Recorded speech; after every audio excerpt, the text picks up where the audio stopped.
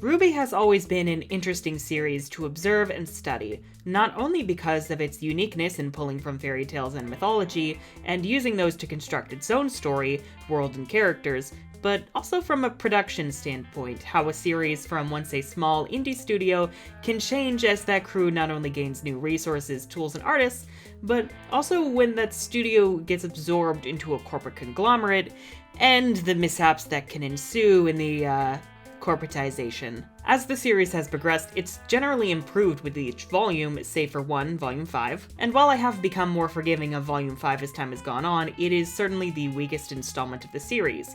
And not because RWBY didn't try, but rather the external factors leading to its downfall. God damn it, Barr! RWBY has always been Rooster Teeth's big moneymaker, and now that they are owned by Warner Media and by extension AT&T, the pressure is on to maximize and grow profits every single year. And that means pumping out a new volume of RWBY every year. Every single year. The corporate capitalism gods have deemed it so. RWBY certainly did not make things easier for themselves with 3 pointless character shorts straining their already small budget, or trying to get the show out even earlier than Volume 4 the previous year, but that pressure for the show to do well certainly did not help. Especially considering certain production fuckery involving a certain producer who shan't be named moving forward, despite his efforts to steal resources and redirect them to his own mismanaged project and treat his animators horribly. Just yikes, yikes. Roman would punch you, good sir. You dishonor the name of Mr. Torchwick. But the reason I bring this all up is because while that inherent structural need for Rooster Teeth to crank out a new RWBY volume every year, they have taken a step back to better manage their resources, and with Volume 7, even push back the premiere to allow for more time to polish the production and make sure everyone isn't suffering from sleep deprivation to meet arbitrary deadlines. Would be great if they allowed some unionization, but it's Texas, so what are you gonna do? You mention a union and you get shot. Enter Volume 7, which is easily the strongest, best structured, and best produced entry in the series yet. A miracle what a proper production process can achieve, ain't it? Most of the flaws in the show's production and writing, even present in Volume 6, the breath of fresh air for the series following its lowest moment, have not only been erased, but negated, because goddamn, when this show tries, it is fucking great. Now, this review is going to be a bit odd and a little unorthodox, because not only is it a review, but it is also a video essay on how the show has improved and achieved the greatness it's always aimed for in spite of its situation, and an analysis on just why the fuck I can't get enough of Volume 7. We're just gonna talk about the shit I like, discuss the problems still apparent, and how they might be resolved in Volume 8, because yeah, there are still problems, but nowhere near as aggravating as they once were, minus one big controversy we're saving for later, but I digress, one thing at a time. We will start with the traditional introduction of new characters, followed by comedic play-by-play, where I take shitty jabs and foreshadow some of my points for later discussion, because I am a hack. If you would rather skip this nonsense, the timecode for the start of the proper discussion shall be listed in the corner, and I will have a table of contents in the description so you can skip around to any sections you really want to hear about. And with that all said, let us go ahead and meet our new characters and discover just why Volume 7 is RWBY at its best.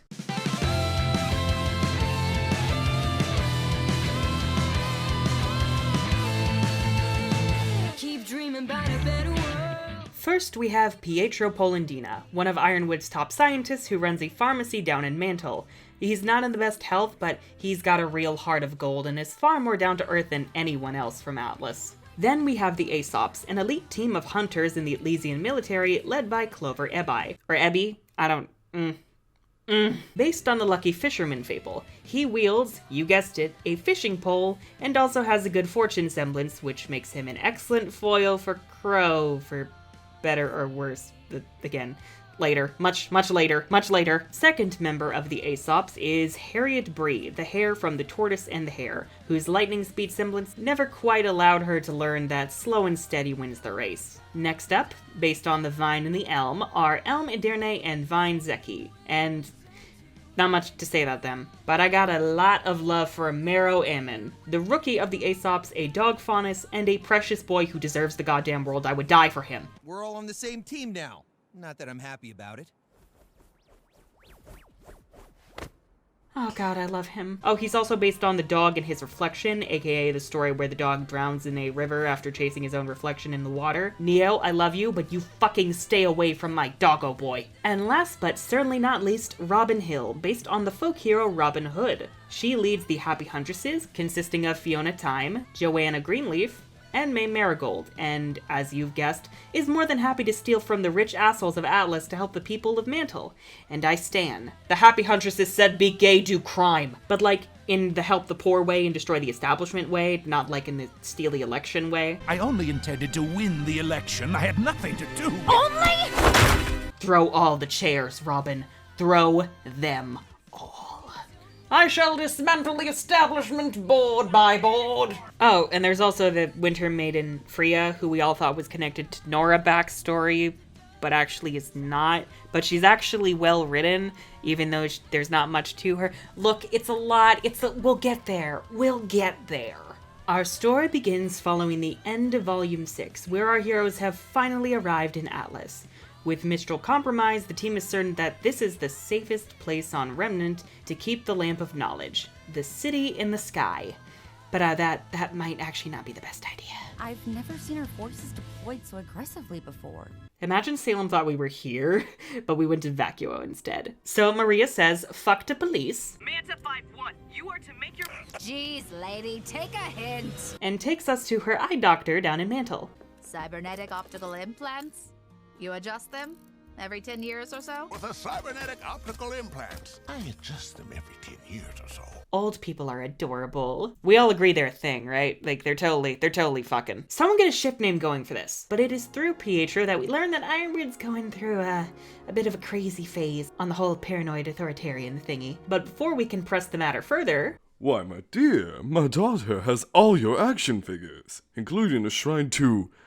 the Great One, I think it's called?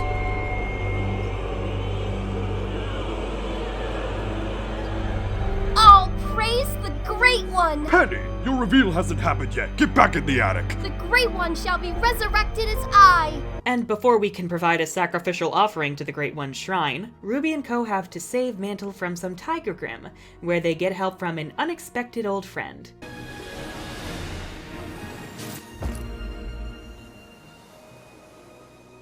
Penny!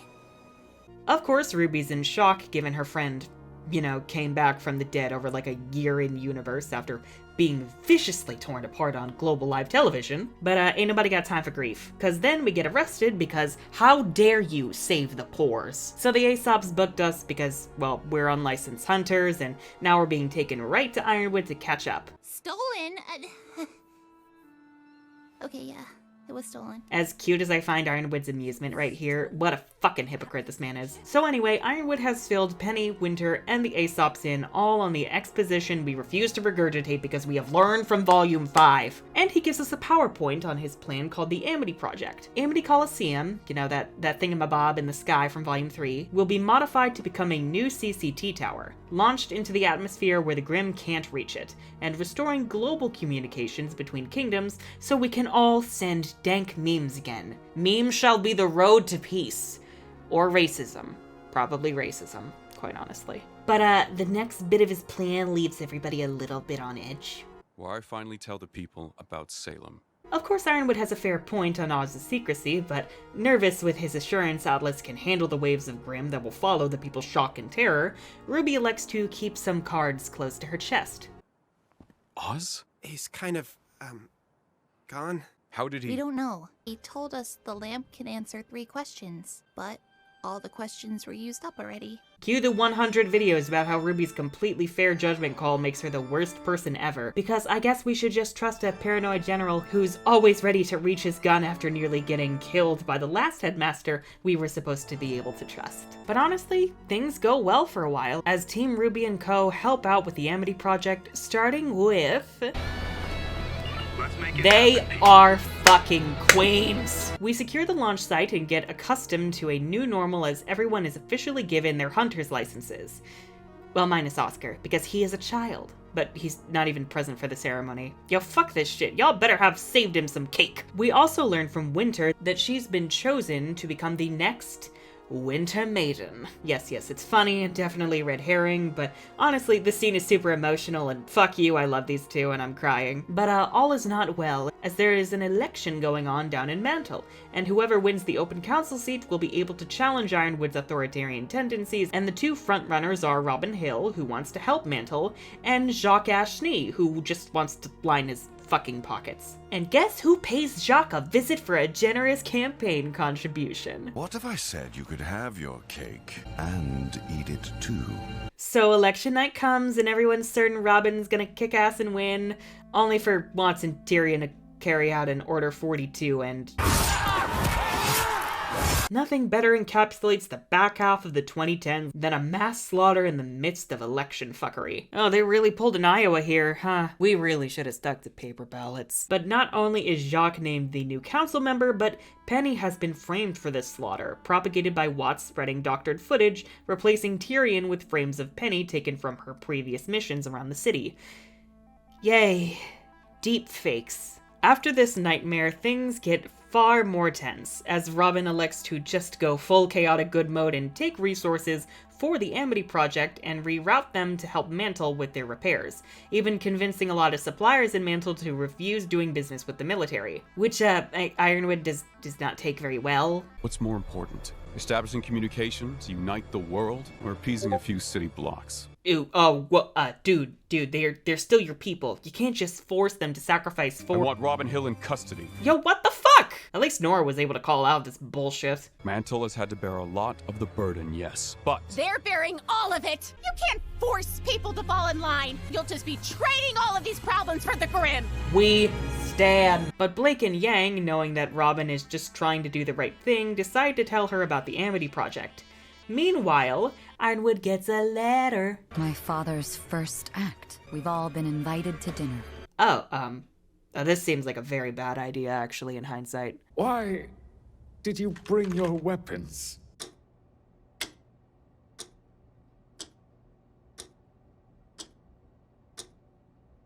What? And boy howdy does this event set off the worst fucking night ever. Jacques directly takes on Ironwood at a council meeting at the party, even manipulating Robyn's goodwill and skepticism of Ironwood and Winter's vulnerability in being back in the home she was, abused in, to call Ironwood's actions into question for his own gain, because he is a piece of shit. Thankfully, Weiss has been catching on to Jacques' shady behavior and tactics, and she is about to be the Sherlock who ends the evil Watson's whole fucking career with the help of an unexpected ally. Hello, darling. Oh, my fucking heart. Oh, my heart hurts from this scene. Though Willow is still ready to down a bottle of champagne to deal with, being married to Jacques, she reveals that she's actually had cameras installed throughout the Schnee Manor. For our safety, in case I ever need it. Oh, my heart! So with this new information, Weiss is finally able to spill the tea and hold this greedy capitalist accountable. Jacques Schnee, you're under arrest. Can I do that? Actually, no. He's too rich and can easily afford bail. God damn it. No, I'm just kidding. Fucking arrest his ass. Hell yeah, bitches! Turn down for what? But unfortunately, while we've been busy exposing Jacques as the rat he is, our other weasel, Watts, has used Jacques' new access to Atlas Major Systems as a councilman to turn off Mantle's heating grid, resulting in a freak blizzard that pisses people right off. And thus, a grim invasion that is made even worse because a certain someone decided Mantle would be fine without resources Robyn was stealing. Thanks, Ironwood, we appreciate it. Hey, Mom! It's snowing! Little Timothy died that night of hypothermia as his mother was crushed by a megalith. Seriously, Ironwood, what the fuck is wrong with you? Ironwood freaks the freak out. Yes, I did sneak a Victorious reference in here because I'm trash. But Oscar manages to help assuage his fears, convincing him to tell Robyn and the council all about the Salem shit, while he and RWBY also agreed to let him in on Jin's revelations. He's of course surprised, but knowing Mantle needs to be protected now and here, he elects to put that aside for now and help protect his kingdom. And so, as Oscar returns to the academy to protect the lamp, Ironwood plans to lure out Watts while Crow, Clover, and Robyn take out Tyrion, and everyone else goes to save Mantle. And it looks like we're finally trusting love, and everything is gonna turn out just fine. Wait, what? Wait, what? What's going on? No. You're back early. No.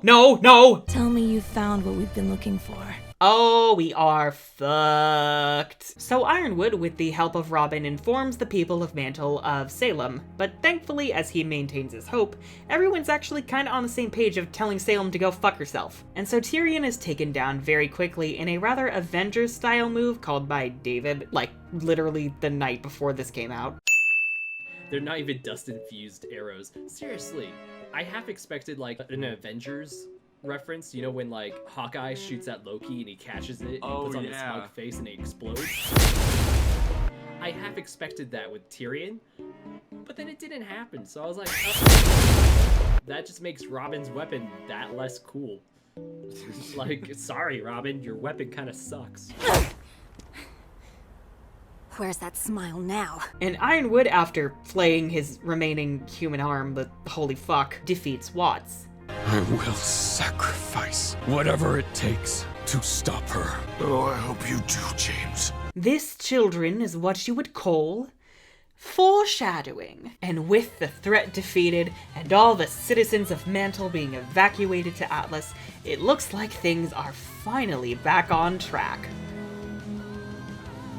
Wait, what? What's wrong? What is in the bag? What's in the bag? We have made a critical error. No. Oh no. No. Still afraid, I see. Now show me where you've been hiding her. No. Let's not do that. Mm-mm. How did Robyn know about the global communications project? We told her. Oh god, no. Please not now. Please not now. We were trusting in love and... None of this matters right now. Loyalty always matters! What is in the... Nope, but fuck that nope. Fuck this shit, I'm out. Fuck this shit, I'm out. No thanks. So, turns out Tyrion and Watts' entire scheme this whole volume was just a ploy to ramp up tensions in Atlas. Salem's real plan is her army of Grimm that we saw at the end of Volume 6. She has been on her way here for a while now, and she is coming to take the Winter Maiden powers and the relics by force. But RWBY has had enough. We don't have to kill you to stop you, and we will stop you. Hell yeah, RWBY! Tell her what's what! Your mother. Oh no! She was wrong too. Oh, fuck! Quit kicking my heart in the dick! Of course, Ironwood goes off the deep end, deciding to have Winter kill Freya, become the Maiden, and use the Staff of Creation to raise Atlas into the atmosphere like they were originally going to do with Amity. Of course, doing this means the people of Mantle are going to be left to be fucking slaughtered, but I think Ironwood made his feelings about them pretty clear a while ago. What's more important? Establishing communication to unite the world, or appeasing a few city blocks? When in doubt, throw the pores under the bus. Or, in this case, into the maw of the demon horde. And before Ironwood can order Team RWBY and Co.'s arrest, RWBY takes the opportunity to announce Ironwood's prompt cancellation. I'd like to make an announcement! Ironwood is a bitch-ass motherfucker! He shot my fucking son! That's right! He took his Atlesian bootlicking pistol out and shot my fucking son! And he said his gun was this big! And I said that's disgusting! So I'm making a call-out post on my Twitter.com!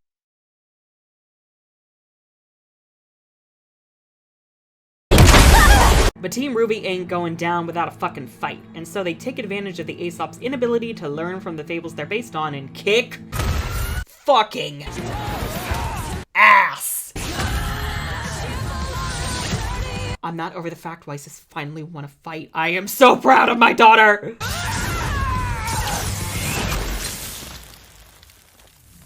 How's this for a kick-ass wench, you knaves? Wait. Who called us wenches? We worked very hard to earn that victory, I'll have you know. Not to mention, that's so utterly rude and degrading. Trust me, I'm used to worse. Where? Let me at him! Who insulted her? Ladies? It's hunting time. But things are not looking great elsewhere, as Clover, trying to get following his orders over with, tries to arrest Crow on the flight back to Atlas, and Robyn, not wanting to take any chances with her city, being thrown under the bus and being left for dead, promptly decides to fight a hoe. And all the while, Tyrion decides to follow his dreams and become a pilot just like he's always wanted. What are you doing? The will of our goddess! To be fair, we kind of figured out from Volume 6 that he's definitely great life coach material. If you're not loving what you're doing, then you're in the wrong field. He should really open his own practice, quite honestly. Now, I have been avoiding making jokes about the flirting between Crow and Clover because it brings up a lot of bad feelings for a lot of folks, and just mentioning that is going to lead to a lot of debating and fights in the comments, and please respect that I'm going to try to get over what happens here as quickly and respectfully as possible.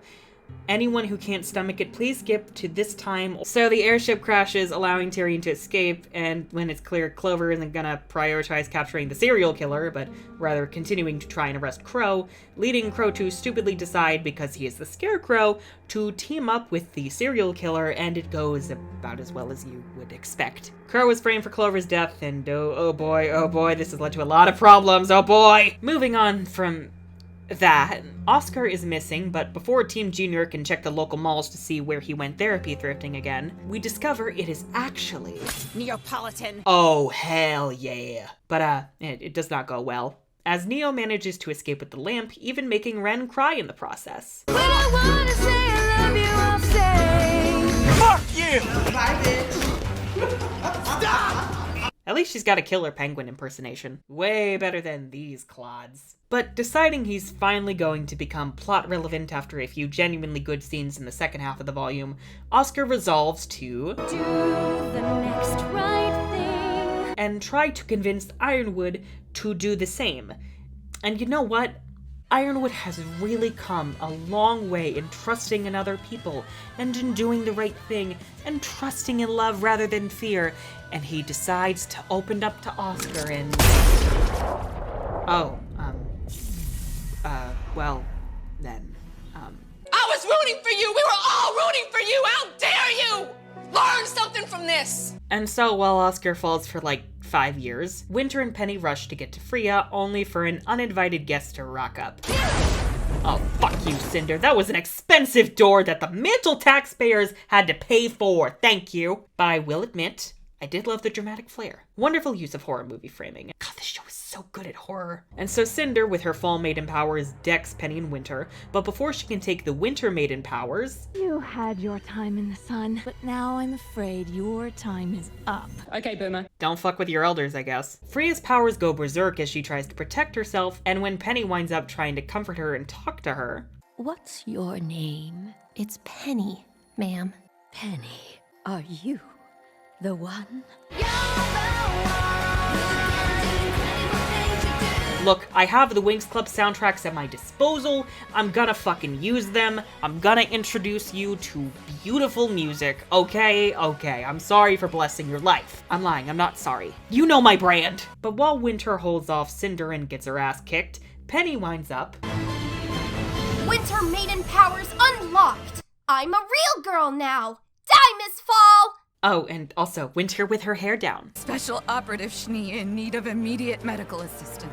Oh, it's so beautiful. Look at her hair. It's gorgeous. Immediate medical assistance. Cinder retreats. Penny joins Ruby's team as they flee the city with Maria and Petro, and they say fuck the law. And Atlas is basically stuck here, right in Salem's path. And all the while, Oz has been reading out a new monologue all about fear that he has been working on ever since he disappeared. Will you forgive them? Will you understand why they felt the need to do the things that they did? Like you letting me fall to my death, you depressed theater major? No, I won't, 'cause I'll go splat! Oh. I'm alive. I lived, bitch. Yep, you're my successor, all right. Also, how dare you? I worked very hard on that monologue. Do you know how long it takes to write these things? I have to see so far into the future to be able to prepare these in advance. It takes me at least 3 lifetimes to figure out these monologues in advance. I just sort of have to predict how my life will go up to that point, and then write them accordingly. I forget sometimes, the details get muddied. And now, Salem has arrived with her whale Richard, as coined by Xiaolong and Ceni. And now, we must wait about 8 to 9 months before we can get closure. I'm scared.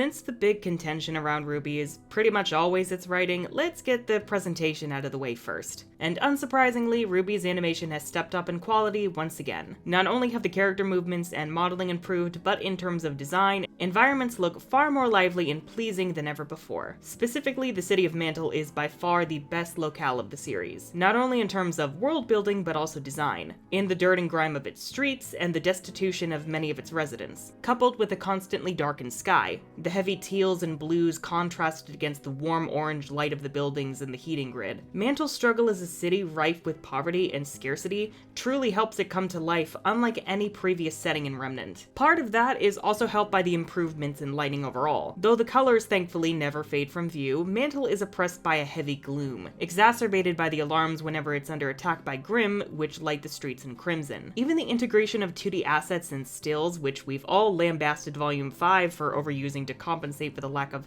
true exploration of Mistral, is kept primarily to the background like it had been in Volume 6. Whether for environments seen from a distance, such as the exterior of Atlas Academy or the city of Atlas itself, or for small practical effects that would appear uncanny after extra hours of rendering out particle effects. The use of these 2D assets proves efficient in curbing the use of time and resources while still proving aesthetically pleasing. But what I also want to talk about in regards to presentation this volume are cinematography and framing. This volume features some of my favorite camera work of the series, including the tracking shot at the start of Chapter 10, and this specific shot from the fight between Ironwood and Watts in Chapter 11, which plays with the fact most of the fight took place in the gravity biomes under Watts' manipulation. But beyond that, the show has improved communicating its themes and building an atmosphere through its framing. One of the examples which comes to mind immediately is this exchange right here in Chapter 7 between Blake, Yang, and Robyn. Robyn is in the shadows while Blake and Yang, who are trying to tell her the truth of Ironwood's plans, are in the light. And Robyn only enters the light when she extends her hand as a symbol of trust. There's also this moment earlier in Chapter 7 where Ironwood is ordering everyone to take Robyn into custody, which goes against most of our hero's sense of right and wrong, given Robyn is simply trying to protect the people of Mantle,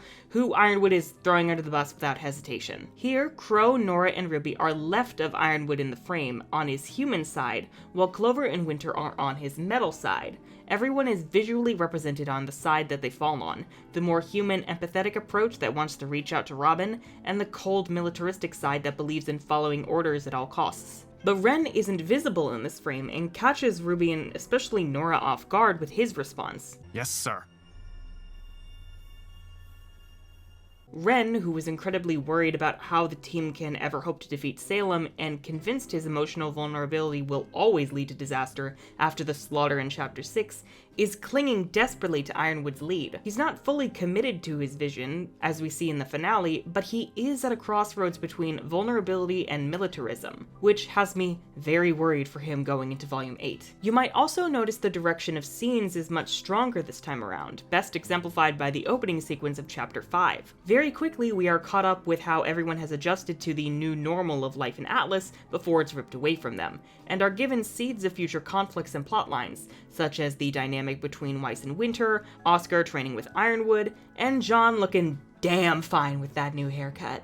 It's totally the haircut. Hell yeah, Jean cleans up real nice, and no, I do not regret this. And as for fight choreography, holy mother of God as RWBY brought their A-game. Volume 6 was already a massive step up with an all-new approach to fight choreography, although it did feature less battles than many fans were hoping for, especially ones who idealized the Beacon arc. They went for quality over quantity, which was definitely the best approach to tackle the fatigue from Volume 5's nightmare of a production process. Volume 7, however, features far more fights, especially in the final 3 chapters, and are all fast-paced, well-choreographed, and, for the most part, important and consequential to the plot and/or character arcs. Specifically, Team RWBY versus the Aesops stands out as a point of contention for many, but cathartic joy for yours truly. After all, Team RWBY is going up against essentially their mentors, and fighting to save the people of Mantle, while also taking advantage of the Aesops allowing themselves to be divided, given they view themselves as colleagues rather than friends or family, and the fact none of them have learned from the fables that they're based upon. Now, when it comes to character design, some choices for the characters' new outfits for the Anima arc felt odd. Volumes 4 and 5 in particular had this odd phase of lacking the usual vibrant colors the series is known for. When it comes to designs like Blake and Yang's, it makes sense what they were going for. Blake's white coat is meant to visually represent her going back to her family and making amends for straying down Adam's dark path in her youth, while Yang's outfit lacking her old bright orange and yellows, as well as the fact it covers more skin, is to show how she's still affected by her trauma, and as a result, not the lively, happy-go-lucky person that she used to be. But then you get Weiss, who looks like she's wearing pajamas. I'm gonna be honest. And while I do like that Weiss and Blake have been abandoning their usual detached white and black and moving towards a soothing blue and royal purple respectively, Weiss' Anima arc outfit from Volume 5 onward looks more gray than blue. And even in Volume 4 it's a pretty dry blue. That, and I feel personally victimized by the lack of popping reds. Volume 6 started to return the importance of color to the show, especially when it comes to the lighting. Raijin Rising did a video all about this, exploring how Volume 5 looks so dull, partly because of its use of yellow and orange lighting. Compare this to Volume 6, where they use standard white lights that allow the colors to feel strong and bright again. And Volume 7 continues this trend, but this time integrates the importance of color directly into the new designs. Let's start with RWBY. Her Anima arc outfit was perfectly fine. My only real issues were the poofy sleeves being tan rather than white, but everything else, from the corset to the torn cape, I love. But now RWBY has a new haircut to keep her bangs from sweeping over her face, almost to suggest her newfound confidence now that her team is back together. Add to that her cape being restored, and her outfit essentially being a more streamlined version of her Anima arc outfit with more dark grays and blacks, and it suggests RWBY's far more familiar with the world's darkness from first-hand experience, and she is ready to tear it to shreds. Or have it tear her to shreds. Weiss' new design is easily my favorite. Her new braid is indicative of her maturity as she becomes a young woman, as well as how regally she carries herself now that she's fully free of her father's influence. Her shirt and dress also feature rich blues, while the interior of her outer dress and her earrings shine with that beautiful pop of red I have sorely missed from her beacon outfit. If I had to say what really pulls Weiss' new design together, it's that it captures her new identity perfectly, carrying the vibe of a military leader while remaining apart from the aesthetic of the Elysium military's more practical uniforms and reserved colors dominated by the white that Weiss has left behind. Weiss is following in her grandfather's footsteps not as an attempted business leader, but as a hunter who protects the people of Remnant. I mentioned the importance of Blake's white trench coat from the Anima arc, but her Atlas outfit pulls this off far more efficiently, and in a more aesthetically pleasing way. The white is still here, but it is interwoven with not only blacks but also purples present in her father's design, and indicative that while Blake is still level-headed, she is far from the cynic Adam's abuse turned her into. Also, the little coattails now feature strong purples in the interiors, and their shape is evocative of flower petals. And I love it. I love it so much. And yes, she has the bisexual bob, and you better believe us gays stan. But it really does fit this new beginning for Blake as she leaves her old self behind. And while I still feel it looks far better in the 2D illustrations, they have improved its, poof factor in her 3D model as Volume 7 has gone on. But Yang's new outfit is easily the most underrated. Superficially, it may just look like a winter version of her Anima arc outfit, but it is so much more than that. Ditching her mud-colored collar, she now wears a bright orange scarf, complemented by a bright orange glove for her human arm. Bright yellows and oranges pop throughout her umber jacket, and her khakis being a more sandy color fit her brighter attitude. Fuck, she even has orange cat-eye sunglasses, and she's showing off a bit of skin in the cold of Atlas. Yang is back, baby, and she is stronger than ever. Jean's outfit has never changed all that much, mostly because Team Junior's outfit changes have always been more subdued compared to Team RWBY to keep the spotlight on the main four. But even then, hoo boy does Jean clean up nice. For the Anima arc, really the only changes he got were the gold in his sword and shield from Pyrrha's old weapons and armor, and donning Pyrrha's scarlet sash. But now Jean ditches his old hoodie, which really clashed against his armor and made him feel like he didn't quite belong on the battlefield, and has now streamlined his clothing so it's less baggy, including darker, better-fitting jeans, which, I sincerely appreciated. I'm sinful trash, we all know this, okay? And though Jean's new hairstyle has been the butt of many jokes, it's similar to RWBY's in that it's Jean getting his hair out of his face and displaying his newfound confidence. And honestly, I would join the thirsty moms in stanning, holy shit. Ren's design at first didn't completely win me over. Part of that is because, well, his Anima arc design is perfect and god, his long hair was beautiful, but it's still here, just pulled back into a long ponytail for practicality, which, yeah, does fit Ren becoming a proto-Ironwood in this volume. Nora, meanwhile, ditches the bomber jacket and wears her bright pink and blues proudly, along with winged armbands that perfectly suit her aesthetic as, you know, Norse god of thunder, but gender bent. It even ditches the old heart with a cut through it, almost as if to suggest Nora has overcome her heartbreak over the loss of Pyrrha. But I will always miss the bomber jacket. But Penny, the real star of this volume, has an outfit that's, as many pointed out, adorably similar to Ruby's Beacon Arc outfit, to show how much Ruby has impacted Penny. More black, darker greens, and long hair suggest a more mature, world-weary Penny, who is still her old, super energetic, amicable self. I mean, honestly, the best surprise was just seeing how well Penny pulls off the long hair. Oh, and she also has rocket feet now, which is a plus. And the last design that I want to talk about is Cinder's. Yes, it was introduced in the Volume 6 finale, but really, it didn't get to properly shine until now. It reveals a lot more skin than her Anima arc outfit to suggest a comeback to her old sexy villainous persona. But the usual reds are gone, replaced by blacks and a bit of gold. Not only nicely opposing Winter's use of white and blue, more on that later, but also to show that this time Cinder is not playing around. And I will admit, at first I was not fond of the weird shroud, but seeing that it can be tossed back and worn as a cape, I can confirm I am indeed a fan. Wow, I'm actually a Cinder stan now. I mean, I'll explain the newfound standing later on in the video, but really, Volume 7's greatest achievement is in making me actually like Cinder again. And as usual, the music is on point. Though I don't think the vocal songs altogether are quite as cohesive or thematically tied as Volume 6 is, I do appreciate the number of new artists that they have brought on this time around to keep things fresh. We've got Santi C and Celebrate, Party people gonna stay up late. Oh, and celebrate tonight. Caleb Hiles getting his own full song all about Ironwood's character and hero, and a goddamn quartet of badass in War.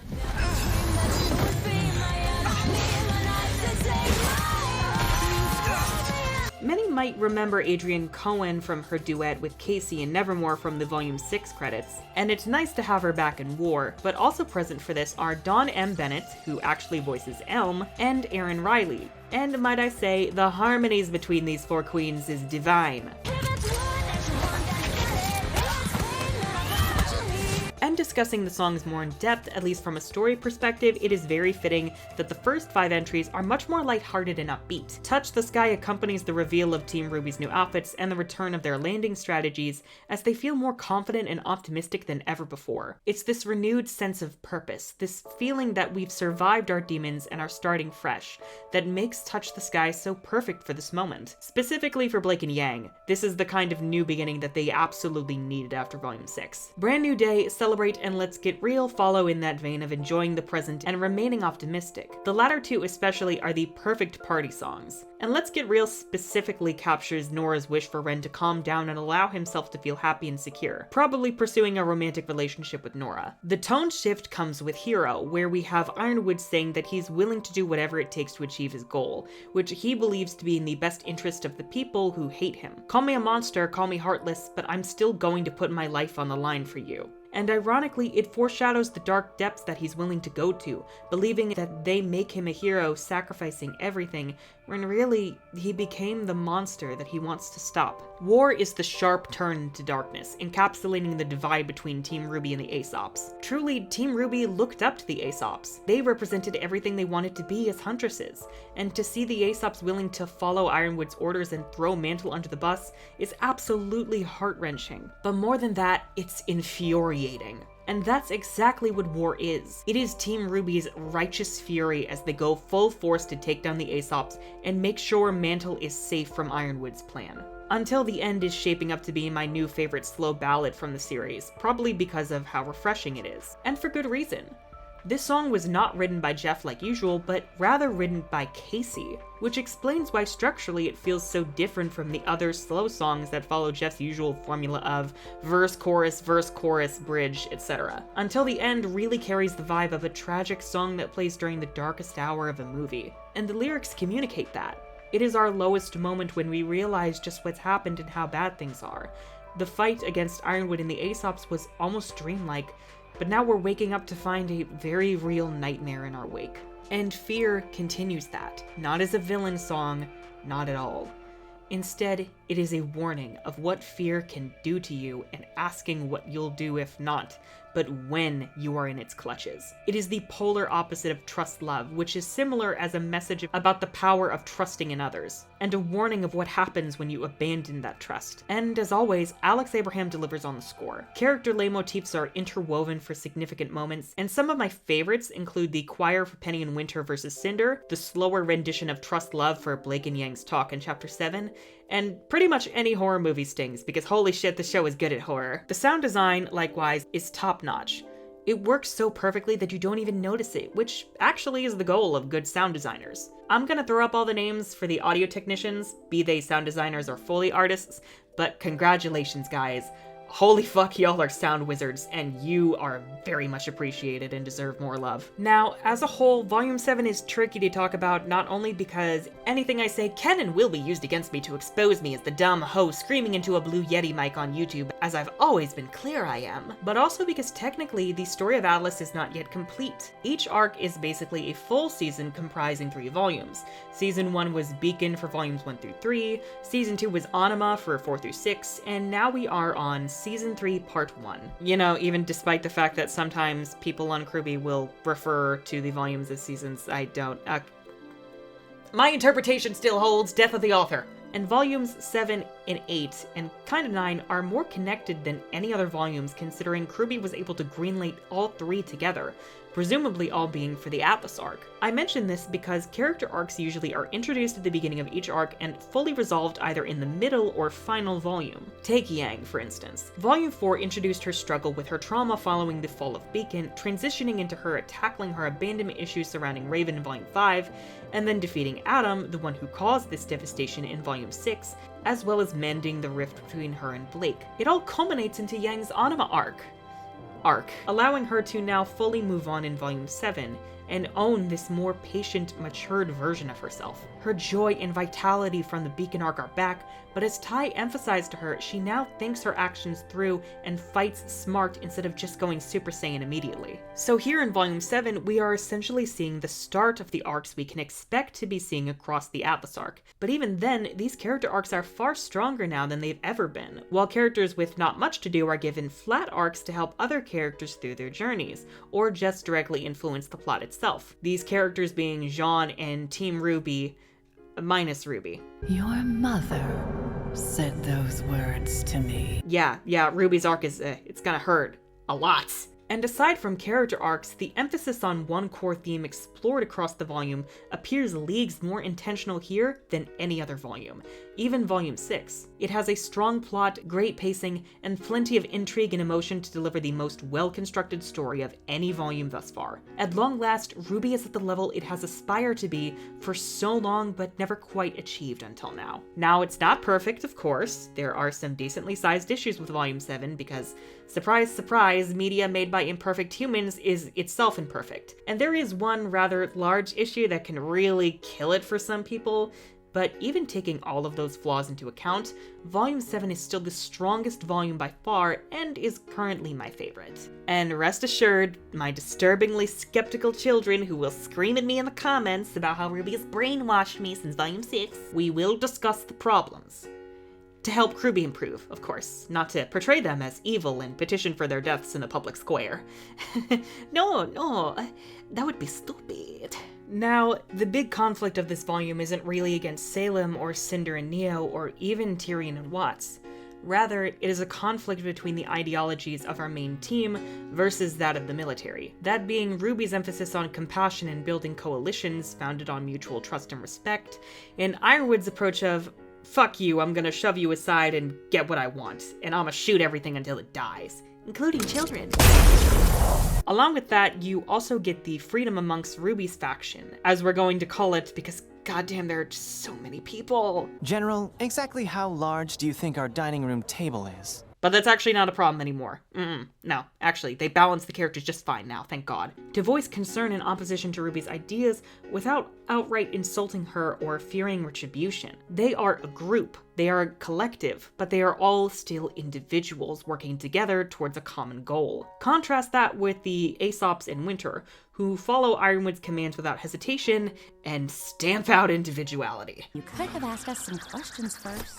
Questions are for the weak. Really, the willingness to ask questions and challenge authority when it is unjust is a strength of RWBY's faction that a lot of Elysian hunters just can't bring themselves to muster. They betrayed us! You're betraying the people you've sworn to protect! Probably because Atlas Academy is basically a military school that destroys your individuality, crushes your spirit, and makes you put the will of your superiors before any of your own concerns. And this makes it no wonder that, given the military's goal of stopping Salem at any cost, Ironwood is always ready to sacrifice other people, including the people of Mantle. To him, they serve no practical purpose. So even though it is undeniably wrong that he's willing to allow uncounted thousands to die, it does fit his philosophy and approach of whatever completes the mission. Ultimately, the military views emotions and compassion and individuality as weaknesses. That compassion RWBY relies on to fuel her desire to protect people from the Grim, and that same compassion that fuels her silver eye powers. That drive to bring out the best in other people, they're all things the military is just never going to respect. And ultimately, that is going to be their downfall. Now, world building is something RWBY has never really excelled at.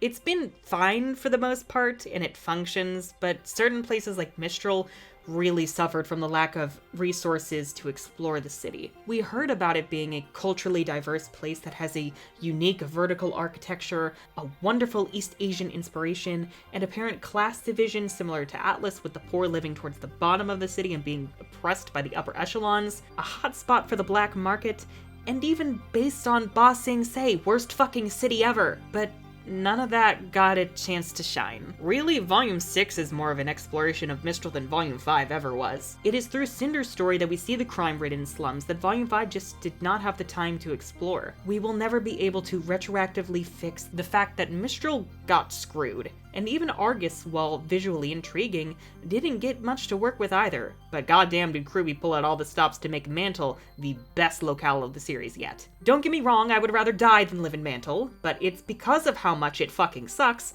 that makes it such a compelling place story-wise. It literally sits in the shadow of Atlas, neglected by the people who run their kingdom, and basically is at the mercy of both the cold of Solitas and the grim that wander the tundras. Solely from Chapter 1, we get more world building from Mantle than anywhere else across the whole series. Enter the political plotline, which allows us to directly involve the people of Mantle in the ongoing plot. We see the anger and resentment among the ordinary people, the structural problems which result in injustice, and the ripple effects that has on everyone. Watt's manipulation simply took the existing problems and used them to undermine the Kingdom of Atlas security, and many have pointed out the political parallels present among the candidates. Jacques is that charismatic businessman and conservative anti-establishment candidate. He's essentially a fake populist, running on popular ideas and sentiments, but not planning to actually deliver on legitimate change. Then you get Ironwood, who, while he isn't a candidate in the election, is a vital political figure influencing the election. To Mantle, he represents everything wrong with the kingdom. He isn't prejudiced against the faunus like Jacques, but he is willing to prop up an unjust system that neglects the people and leaves them out in the cold. Robyn, meanwhile, is the populist progressive candidate who genuinely cares about the people and, ironically, receives far more pushback from the Elysian establishment than Jacques ever did. Robyn herself is a citizen of Mantle, who wants all people, human and faunus, to have an equal opportunity, and she knows that the laws in place are designed to protect the powerful, hence why she doesn't really respect them all that much. Her campaign plays second fiddle to her greater goal, which is to protect Mantle, which is why she's willing to risk a fight with Clover in Chapter 5 despite running for office. And good lord, I don't think anyone can disagree that Watts and Tyrion's move during the election night in Chapter 6 did not remind them of the 2016 US election. Hell, it legitimately predicted the mass fuckery that was the Iowa Democratic Caucus. Paper fucking ballots, please! I wonder if Watts has a shell corporation called Shadow too, but it leaves you feeling hopeless, wondering how this could have happened and whether the people you want to help and represent really chose the candidate who would only serve to make things worse for everyone. Now, this is the kind of shit that I wanted from RWBY for a very long time, and I would have killed to have this kind of story from Mistral. And all this ties into the overarching theme at the core of this volume: trust. As I've said, every volume has a core theme that it explores, but up until this point, it's usually felt accidental, save for volumes 3 and 4. Even volume 6's core theme of responsibility was difficult to parse, but not the case here. The intro makes it very clear what our theme is. Volume 7 is a story about how to build trust and how it can be corroded and destroyed. When you trust the intentions of those who want to do good, and reach out to them and build bridges, you can build a coalition that can do a lot of good. There is a reason why the Trust Love melody plays when everyone heads out to save Mantle in Chapter 9. Let's make it happen, Huntsman. It is looking at people's actions and treating them with good faith. This moment shows the power that comes with trusting in others and working together for a common cause, which also makes it all the more heartbreaking watching it crumble in the last few chapters. Chapter 13 is called The Enemy of Trust, and I think it's clear that the enemy it's talking about is fear, mostly because, well, that's what the end credit song is called. But Ironwood has always struggled with fear and paranoia that no matter what he does, it will never be enough to stop Salem. Even despite Oscar and RWBY trying to get through to him, Ironwood lets the actions of RWBY's faction, lying about the lamp, telling Robyn about the Amity Project, cloud his judgment. These choices were made because they were rightfully scared of what Ironwood's reaction might be, and they knew that Robyn was just trying to help the people of Mantle. Yet Ironwood prioritizes loyalty to him above all else, even saving his own people. Really, what cements Ironwood's demise is, as Ozpin says, fear. And I'm certain that Volume 8's core theme is going to be fear. What does it do to you? How it can turn you into a monster, and how to confront it in a way that's true to who you want to be. We all experience fear, as Oz says. It's just how you deal with it that matters. And structurally, given we're visiting all 4 kingdoms, it makes sense that the Atlas arc is the darkest hour before the dawn.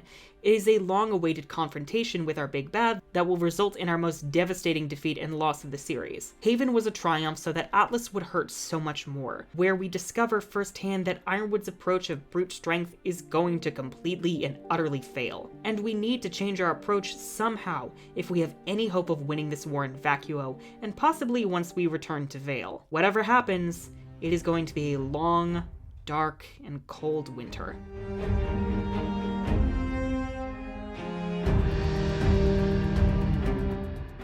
Now moving on to character arcs specifically, RWBY's kinda tricky given, as we've discussed before, we're seeing the beginning of these characters' stories for the Atlas arc rather than one complete arc within this volume. Not only that, but up until this point, RWBY has had a flat arc where she inspires change and optimism in others, which, yes, is valid, but it hadn't really been done justice until Volume 6, and arguably the whole Anima arc when viewed in its entirety. Oh, Volume 4 just gets better and better with every rewatch. I love it so much. But here, RWBY is struggling with being unsure of who to trust and questioning whether she's doing the right thing, omitting parts of the truth based on how she believes that people will react. The most obvious example of this being not divulging what they learned from the lamp in Volume 6 to Ironwood, and wondering if that makes her no different from how the group perceived Ozpin. Of course, certain sects of the fandom immediately screamed, "Hypocritical bitch!" To which I say, first of all, you could stand not to speak like Team RWBY personally executed your family in a dark alley. And second,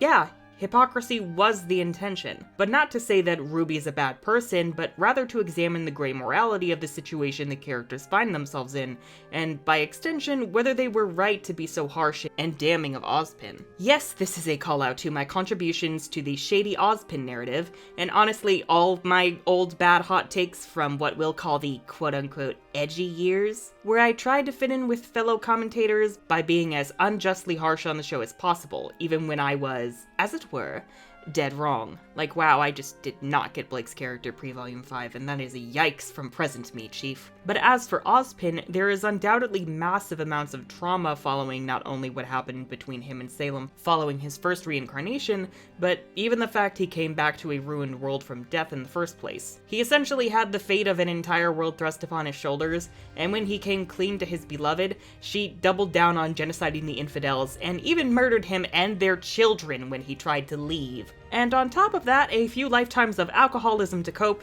all the while the burden of his mission weighing down on him, and yeah, I get why he's the way he is. He knew that if people discovered the truth about Salem's immortality and invulnerability, most people would likely lay down and simply accept defeat, and in his mind, a perpetual stalemate where humanity at least had a slim chance at happiness and freedom was leagues better than just handing their lives over to Salem and accepting defeat. What he did is precisely what RWBY has always tried to do, keep on a brave face to inspire others to keep up the good fight, because the alternative is to lie down, rot, and allow darkness to destroy everything that they love.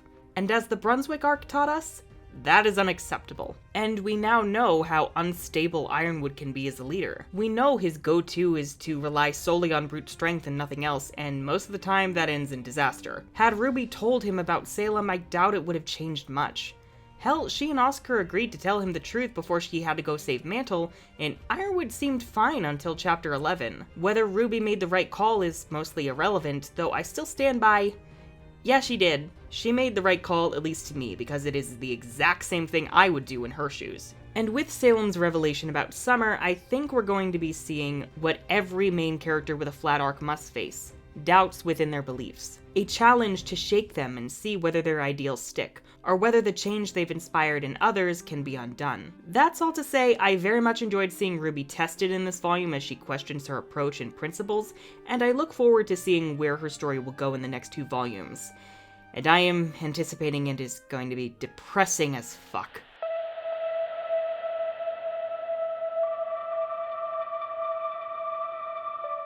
Weiss, meanwhile, has more of a flat arc this time around, which, thank the heavens. Honestly, most of the Anima arc was a flat arc for her.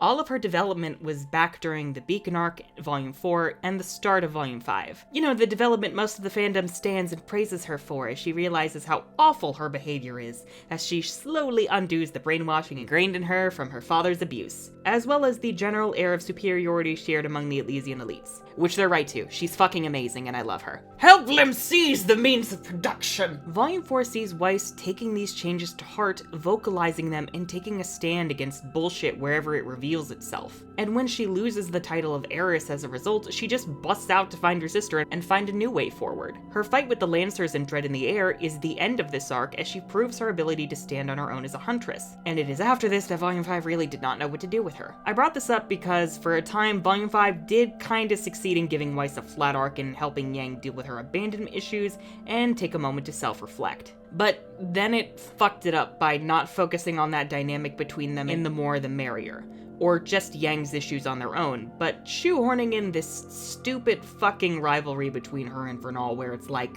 I'm more than a name. Yeah, we know. You proved that in the Lancer fight. Why do we need this edition? In Volume 6, however, they kept Weiss mostly to the background, sharing arcs with the group as a whole, and emphasizing her growth in her willingness to directly challenge the Elysian military's authority, especially when it comes to defending her friends. What's that supposed to mean? But it's in Volume 7 they really show off their understanding of how to use Weiss' development without having to shoehorn in a pointless new character arc. Having her drive the plot forward because of how much she's changed, and also giving her a pivotal role in Winter's character arc. Winter's arc is all about her sense of duty to her kingdom and her loyalty to General Ironwood, and how those two goals clash as the volume progresses, especially compared to Weiss, who is skeptical of authority in general, and for good reason given her experiences. Arguably, Penny's arc is more important to Winter's, especially in the ironic contrast in Winter's cold-heartedness and heartless logic versus Penny's sense of compassion and humanity. But Weiss still serves as the spark to really make Winter question what she's doing,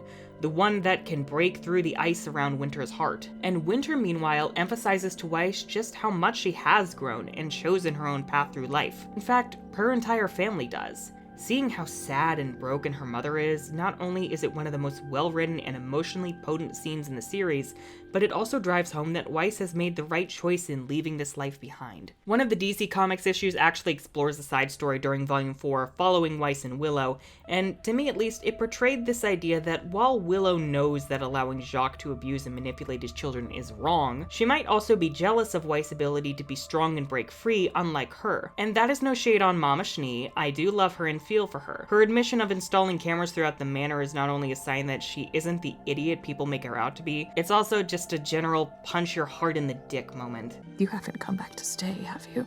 No. Good.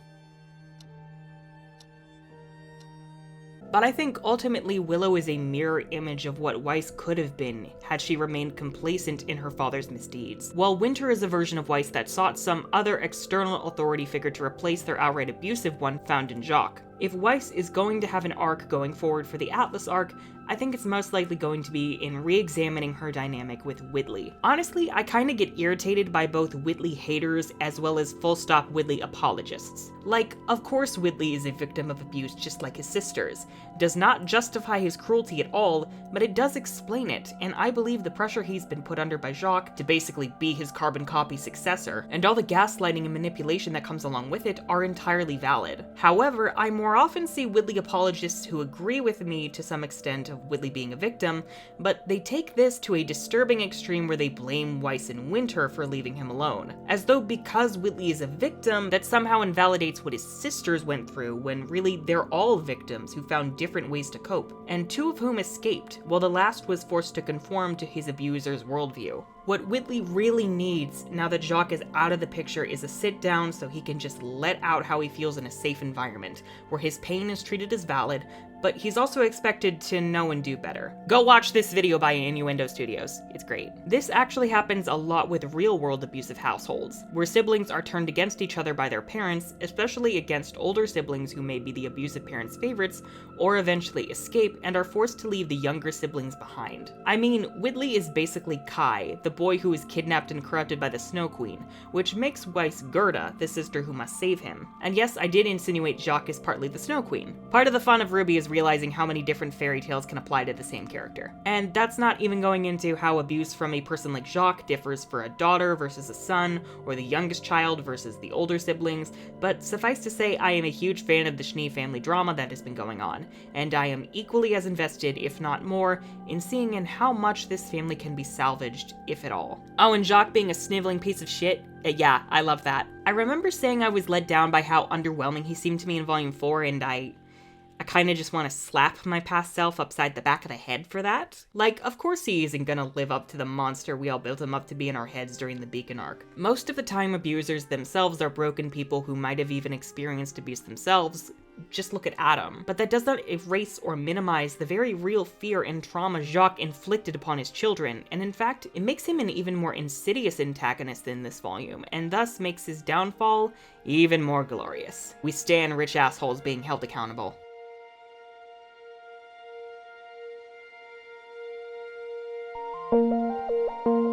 Now, Blake and Yang don't seem to fully have arcs in place just yet. I'll cover it more in the section about my grievances with the volume later on, but my hopes to see Blake's new approach with the White Fang in arguably the place in Remnant that they're needed the most is erased, given, you know, the White Fang stopped existing after last volume. But that said, Blake's arc is more than just the White Fang. It has been about overcoming the abuse she suffered at Adam's hands, and learning to not only confront her problems head on, but also to forgive herself for her mistakes and love herself despite them. Like, the DC Comics had her view herself as poison that ruins everything around her, and oh, my baby girl. Yang, meanwhile, learned to fight smart and take things a bit slower, and now she and Blake are constantly with and perfectly complementing each other. Really, Blake and Yang's role is more in helping to explore the moral complexities and the conflict between the military and Robyn's happy huntresses, especially when Blake admits her reluctance to arrest Robyn. And I can tell you, ambushing a huntress who's just trying to help isn't an option I'm thrilled about choosing. Then there's also Yang being the one to ask whether they really think not telling Ironwood the full truth was the right call. I do wish we got more of both these aspects, especially Blake calling Ironwood's actions into question, but again, that's got more to do with the White Fang problem, so for right now, Blake and Yang are solid in this volume, and I genuinely do like their cute moments as well as their decision to tell Robyn about Amity. Bless my bees.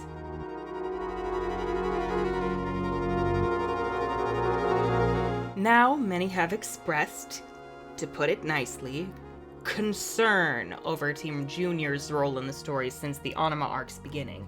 And honestly, I would argue their primary function, at least in Volume 4, was to give Ruby's flat arc something to bounce off of, to see darkness and doubt festering in her friends' hearts, Jean mourning Pyrrha and blaming and hating himself for what happened, and Ren and Nora's terror as they wander through a place which holds dark memories for them. This was less successful during Volume 5, where Ren and Nora really had nothing to do, while people are divided on how they feel about the reveal of Jean's semblance. But Volume 6 did sufficiently wrap up Jean's arc. God damn it, Bart! So going into the Atlas arc, you'd think Team Junior, with their stories wrapped up and with Ruby getting an arc of her own, they'd really have nothing to do. And they do kind of help Oscar along with, wanting to belong to a team, I guess. We'll discuss that later when we get to Oscar. That's not really their story this volume. I mean, Jean does have a flat arc for both Oscar as well as Ren and Nora, because Ren and Nora are the ones with the interesting story here. We did get teased with the possibility of a Nora backstory in Volume 7, and a lot of people, myself included,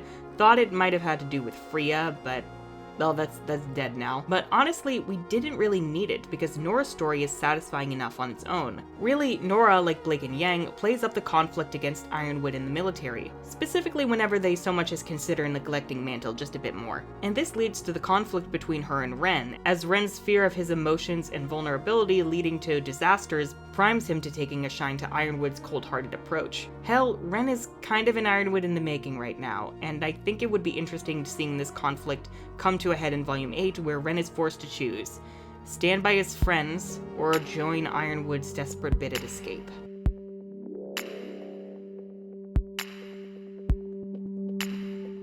Moving on to Oscar, his role in the story has been rather confusing. Really, I think he's best utilized as the person to learn from Ruby's courage and help Ozpin to understand why his approach, though it was the best one he could find, needs to drastically change. That destroying Salem is not the answer, and he's been going in circles when, as he says in Volume 1, the answer lies in a more honest, simple soul. Or souls, being these two adorable dorks. We should tell Ironwood. Oh, well, I guess we're on the same page, huh? The issue with that, however, is that for the whole of the Anima arc, Oscar's arc of coming to terms with being the next Ozpin and wanting to protect the world has not been fully realized. Every major milestone, every choice he's made, and the reasoning he develops to lead him there have been off-screen. Him deciding to leave home in Volume 4, his learning to risk his life to fight against Leo and Hazel in Volume 5, and most disappointingly, his lack of agency and presence during the Brunswick arc, and his off-screen therapy thrifting, as we've coined it, in Volume 6. Volume 7 does at least deliver in finally letting Oscar make his own choices and go through his arc of trying to help Ironwood through his fears on screen. Granted, I'm still annoyed he didn't get much to do in the first half of the volume, especially considering he's not even present for his friends getting their hunter licenses in Chapter 4. It really just makes him feel like he's not a full member of the group, and like he can just be easily forgotten. But Volume 7 does make up for this, starting with Chapter 7. Oscar's biggest hurdle during the Anima arc was overcoming his fears. His fear of change as he leaves home and leaves his aunt behind, his fear of dying while trying to fight against Salem, and his fear of losing himself as he becomes another one of Ozpin's reincarnations, and nothing more. I'm just going to be another one of his lives, aren't I? So now we are seeing him come into his own, accepting his potential fate, and moving forward anyway to do the right thing, just like RWBY has been doing. In essence, he's going through trials to test his resolve and whether he believes what he's saying, and the one to test that is Ironwood, someone who shares not Oscar's specific fears, but rather the intensity of those fears. The nature of both of their fears is rooted in a feeling of helplessness against Salem, rooted in their mortality. And now, with Ironwood set in his ways, it's time for Oscar to stand on his own and prove that even in the clutches of your worst fears coming true, you can still stay strong and do the right thing. And after that Ozpin's return and Oscar starting to learn to use Oz's magical abilities, it's really time for Oscar to shine and become the one to show Ozpin how to end the stalemate with Salem. Not with Ironwood's display of brute force, but RWBY's approach of compassion. RWBY is a magical girl series, and the Silver Eyes are literally the most magical girl type power ever, don't at me. And speaking of Ironwood, he's always been living proof that the usual approach of shoot it until it dies is a surefire way to either push off the inevitable defeat or guarantee your doom. His answer to everything is never to reach out to people to establish trust, but rather take what he wants by force. It's never to ask Robyn to come and talk to her as an equal, but rather to order her arrest. If he truly valued other people's perspectives, and fuck, even their lives, he wouldn't have been so ready to constantly make Mantle pay the price for his mission without even letting them have a say. Again, strength will never bring victory, and as the intro posits, trusting in love, in the bonds and connections you have with others, and listening to where others are coming from, will always bring true strength. And in the absence of that, trusting fear will cause everything to fall apart. Ironwood ignored Ozpin's approach back in Volumes 2 and 3, and Beacon fell. And now, Atlas is bound for an even worse fate. In his desperation, Ironwood's decision to sacrifice the flesh on his only remaining human arm is a visual representation of him losing his humanity. And now that he's fully turned on Team RWBY, resulting in everyone fighting amongst themselves, the death of his elite team's leader and him, shooting a child and presuming he's killed him, Ironwood's fate is pretty much sealed.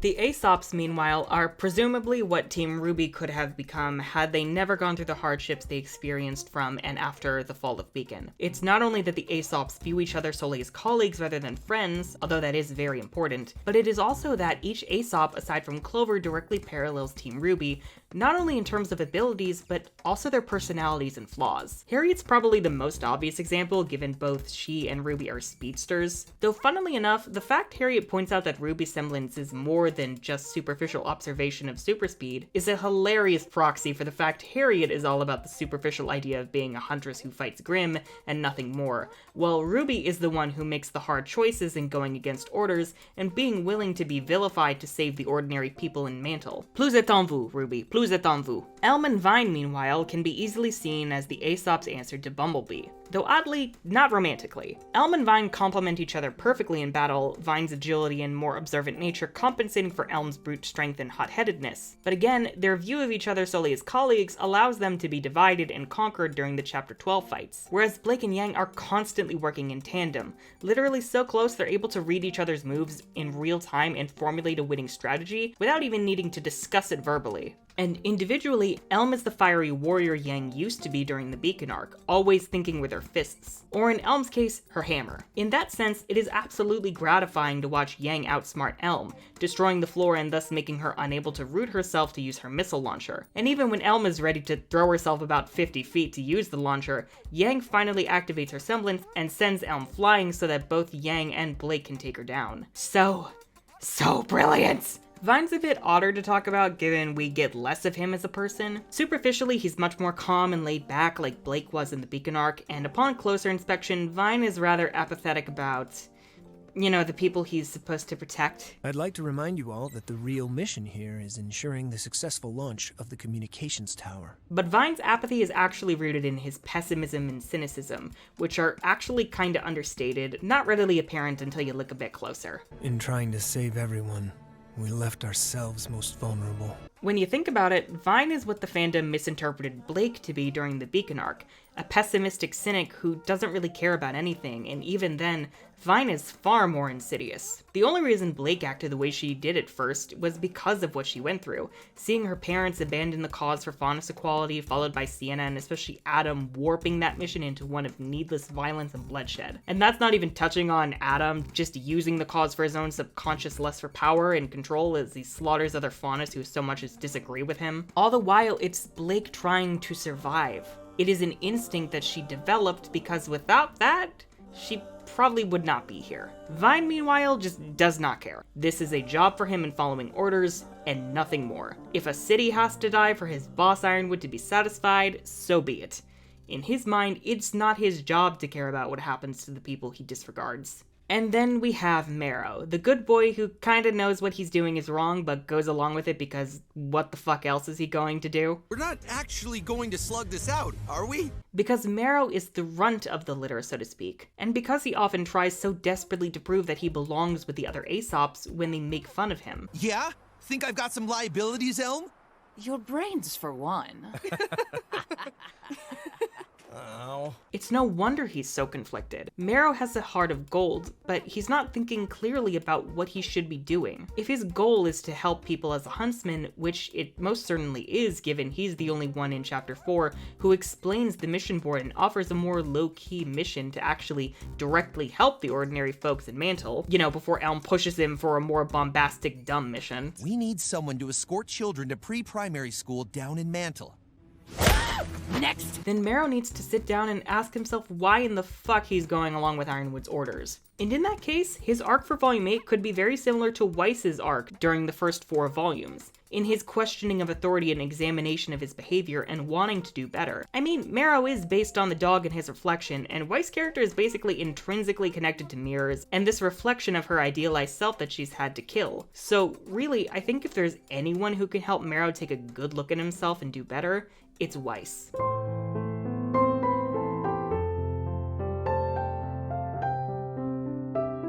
Now, before we dive into Clover and Crow's story and how they parallel each other, I want to make it clear we are going to be talking about the issues surrounding the pairing as a ship, how this miscommunication affected certain viewers, and how weird and complicated representation in media is, but that is getting its own section later on because there's just so much to discuss, it needs to be its own section. I do plan on adapting that part to be its own video for ease of access for the discourse at a later date, but for right now, let us just tackle how Crow and Clover, interpreted as friends with a quirky bromance, plays out in the story. And before some of y'all claim victory in the comments, like, oh cool, Unicorn agrees Lucky Charms is 100% platonic and there's no problem, you'd probably best stick around for the Lucky Charms section later. This also goes to straight viewers who don't quite understand why representation matters in media, especially to certain groups of unrepresented, underrepresented, and marginalized people, and may be apprehensive about the subject because trust me, I get it. It is a very intimidating and complicated topic that is hard to understand,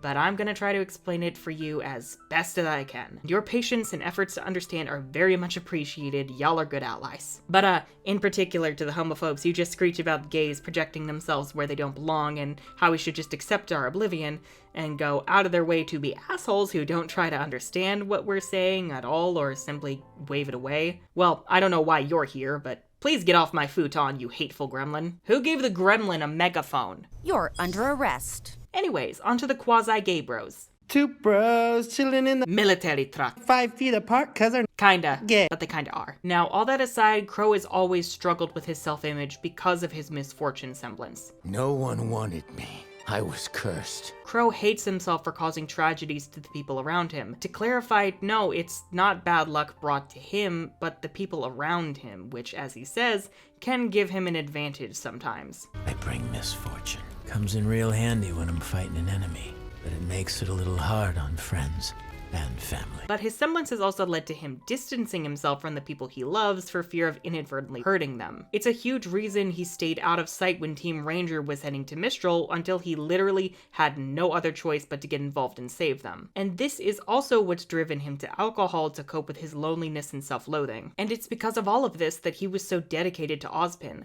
Helping Oz in his mission to protect Remnant from Salem finally made Crow feel like he wasn't a burden without direction. I gave my life to you because you gave me a place in this world. I thought I was finally doing some good. So to have that torn away in Volume 6 was utterly devastating for him. And it's why RWBY stepping up and breaking through all the self-loathing was so important and utterly cathartic. Say what you want about her having too many speeches in those last few chapters, but damn do I love RWBY spilling the optimism tea. So now, after seeing Crow resist the temptation to drink from his flask in the Volume 6 finale, we really get to see Crow clean up his act and start to have a more positive outlook on life. He's kinder to the people around him, he tells the kids not to dwell on the negatives. Jeez, guys, lighten up a little.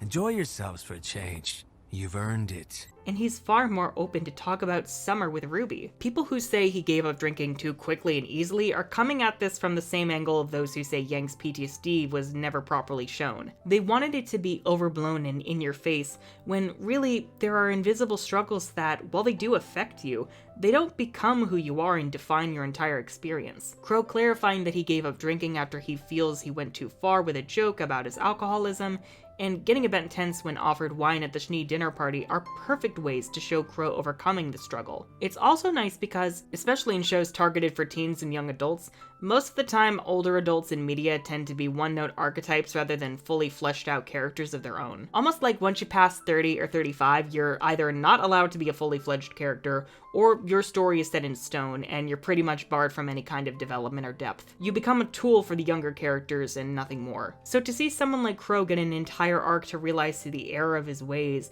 and that there is hope for him is sincerely amazing. Other older characters like Gira and Kali had flat arcs to help Blake's arc along, and that would have been fine for Crow. Honestly, that was enough for him back in Volume 3, but I think Volume 5 showcased how in Crow's case, a flat arc for him kinda makes him feel irrelevant. Even if it had been done right, I can still people wondering why he's even here and why RWBY didn't just kill him. Yeah, it is kind of a meme that people want Crow to die to raise the stakes and make RWBY go, oh, I guess the world is cruel, even though she already knows this? Sometimes I wonder if y'all realize RWBY's not this naive little girl blind to the world's problems, but I digress. But I will admit, I was on the Crow's totally gonna be the mentor who dies train until Volume 7 came along. And now I can't help but find that approach incredibly cynical and reductive. It dismisses the fact that no matter how old you are or what you've been through, you can turn things around for the better and learn to love yourself and live a good life. And I think that's why Clover's friendship with Crow has resonated with so many people, even those who view the pair as a platonic bromance and nothing more. Rarely do you get these healthy adult friendships in media, especially between men, where they actually have a legitimate bond that connects them, and they encourage each other to be better people and to be vulnerable. And yes, Clover following orders and being too arrogant in his semblance for his own good is a good writing choice, despite its nasty complications we'll get to in the Lucky Charms section, but I think it's more than that. Losing probably the best friend he's ever had, partially because of his own actions, is devastating for Crow, and as many people have posited, threatens to undo all the progress he's made. But I sincerely hope that they don't go that route. Yes, it is realistic that many people relapse and don't get better, but I think in a show that's all about finding the light in the darkness, now is the time for Crow to really prove he's learned that despite the misfortune all around him, some of which his semblance naturally creates, and despite the fact he can still lose people he cares about, that's no reason to give up and go back to how he was before. In fact, it would kind of be a spin in the eye to everyone he cares about. Not only the ones still here, but especially ones he's lost like Clover. If Crow were to turn back to alcohol, I am 100% certain Clover would forcibly come back from the dead to knock some sense into him and go, I did not fucking die for you to go back to that miserable way of living. So yeah, their friendship is great. I am proud of how far Crow's come, and I genuinely hope that even if he might relapse, he will ultimately come through stronger than ever before. Also, the fact he's now voiced by Jason Liebrich really helps to convey he's starting over and becoming a better person. Jason's performance is far better than Vic's in terms of letting Crow emote and sounding like a world-weary guy beyond the edgy, gruff anti-hero I think a lot of people superficially viewed Crow as and want him to remain as. That is just a shell Crow created to survive his self-hatred.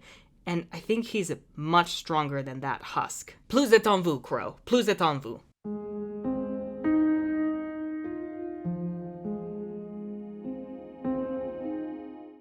Now, on to a much lighter note. Some have taken issue with Penny's return. But in hindsight, it was a great choice for the story. Not only because of the revelation that she can't just keep being destroyed and coming back, but also in her learning what it is to be human, proving she indeed has a soul like everyone else, and having her trust in love and turn against Ironwood to truly be the protector of Mantle. Penny is completely under my control.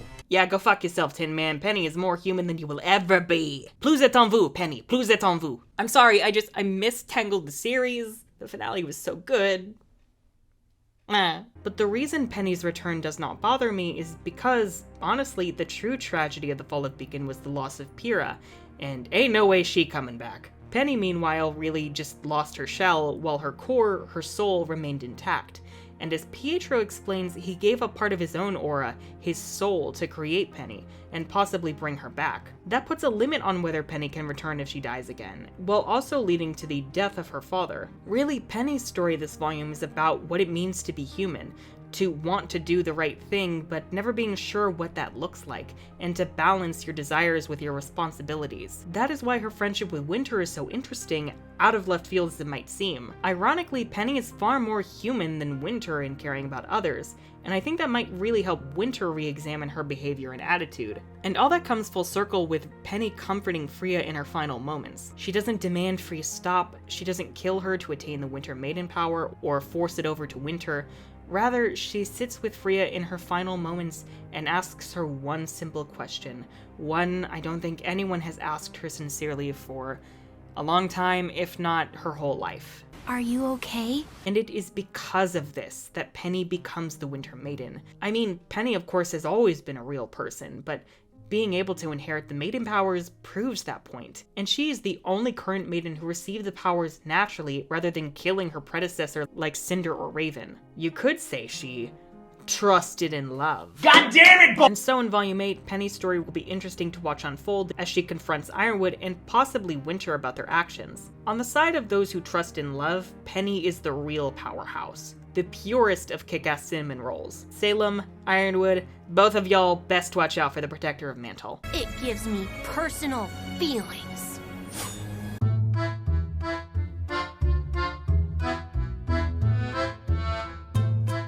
Oddly enough, Robyn's probably one of the more divisive characters. People seem to either love her or loathe her. And just to be upfront, yeah, I'm of the former category. But I'm going to do my best to explain why I am a Robyn Hill stan, and would definitely vote for her if I lived in Mantle. First of all, she's Robin Hood. You know, steal from the rich, give to the poor. Robyn's character is the incarnation of chaotic good. Hence why people complaining about her breaking the law is just so peculiar. That's literally the entire point. Chaotic good does not mean you just break the law for fun.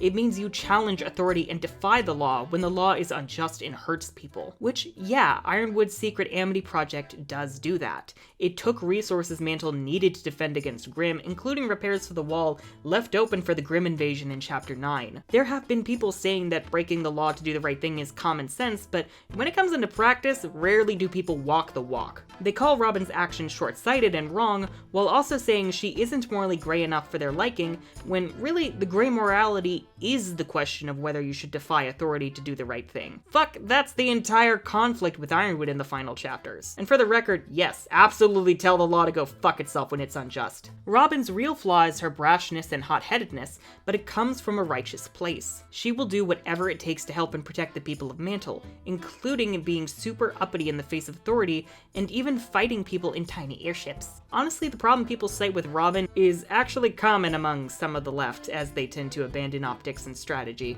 and also eat themselves alive. Holy shit, like, god damn, we hate each other. Rather, my issue isn't with her, but her happy huntresses.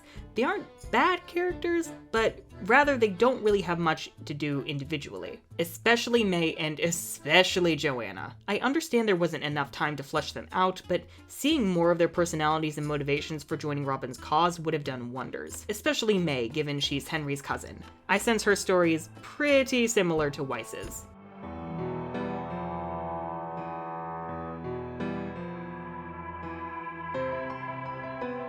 As a duo, I really enjoyed Cinder and Neo in this volume. Neo didn't get anything beyond fetching the lamp from Oscar, but that's really all she needed. Her personality and fighting style still shine through, and her semblance has never been more interesting and visually stunning. I mean, just look at this pink glass effect and tell me you didn't stop and go, ooh, pretty. But Neo's real moment is going to be in Volume 8. We get a hint of it when she presents the lamp to Cinder, hoping to receive praise and appreciation, only to have Cinder snatch it without even a thank you. She's coming to realize that she's not going to have with Cinder what she had with Roman, and really, it's only a matter of time until she's had enough and she takes Cinder out herself.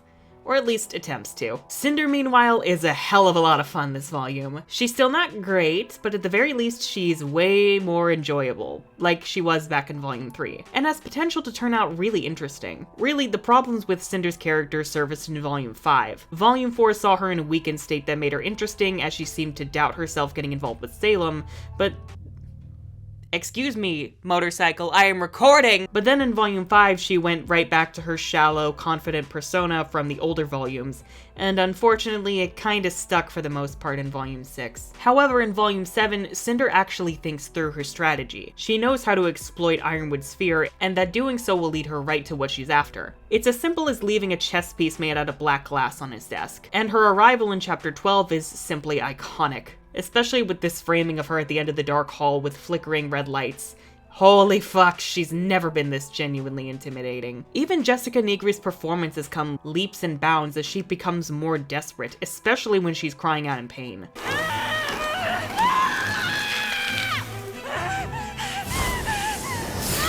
Cinder's improved in just about every aspect, but the real treat is the hint at her backstory and the reason for her motivation of wanting power. Now here I'm gonna share a theory Jeremy came up with right before Chapter 13 dropped, and which most people have seemed to take a shine to. Cinder's a bastard child resulting from one of Jacques' affairs. She was denied the high status and institutional power she would have been given had she been born to Jacques and Willow, and as such, will do whatever it takes to climb the ladder and take the power she was unjustly denied. And as for evidence, Jeremy points to not only Jacques' naturally black hair, but also several parallels between Cinder and Winter, beyond Winter's weirdly dark eyebrows. I still don't know what's up with those. Cinder's current color scheme is black and gold, opposing Winter's white and blue. They both dual-wield swords as well, and it even explains why they emphasize Winter not being around to protect Weiss in Volume 5, followed by Cinder nearly killing Weiss. It even fits for fairy tale illusions. Cinder is a dark version of Cinderella, and if this inverts the other characters' roles, then Willow could be the stepmother, and Weiss and Winter are Cinderella's stepsisters that she envies. There's also the fact that in one version of the Cinderella story, Cinderella's father was an alcoholic, and in the Disney version, one of her mouse friends was literally named Jacques. Jacques' a real rat, let me tell you. And the reason I mention all of this is because it contextualizes Cinder's lust for power in a way that's not only viable, but economically efficient for the story, because it connects Cinder as an antagonist more closely to Weiss and, by extension, RWBY. Not to mention, we spent Volume 7 dealing with the dysfunctional Schnee family, and what better way to continue that in Volume 8 than to show Cinder Gelée paying her father a visit. But even without this theory, it really seems RWBY is starting to deliver on Cinder's character. Her story is all about repeating her mistakes and giving up her humanity for power. Her grim arm is taking over her body, and slowly but surely, she's going to become more monster than human.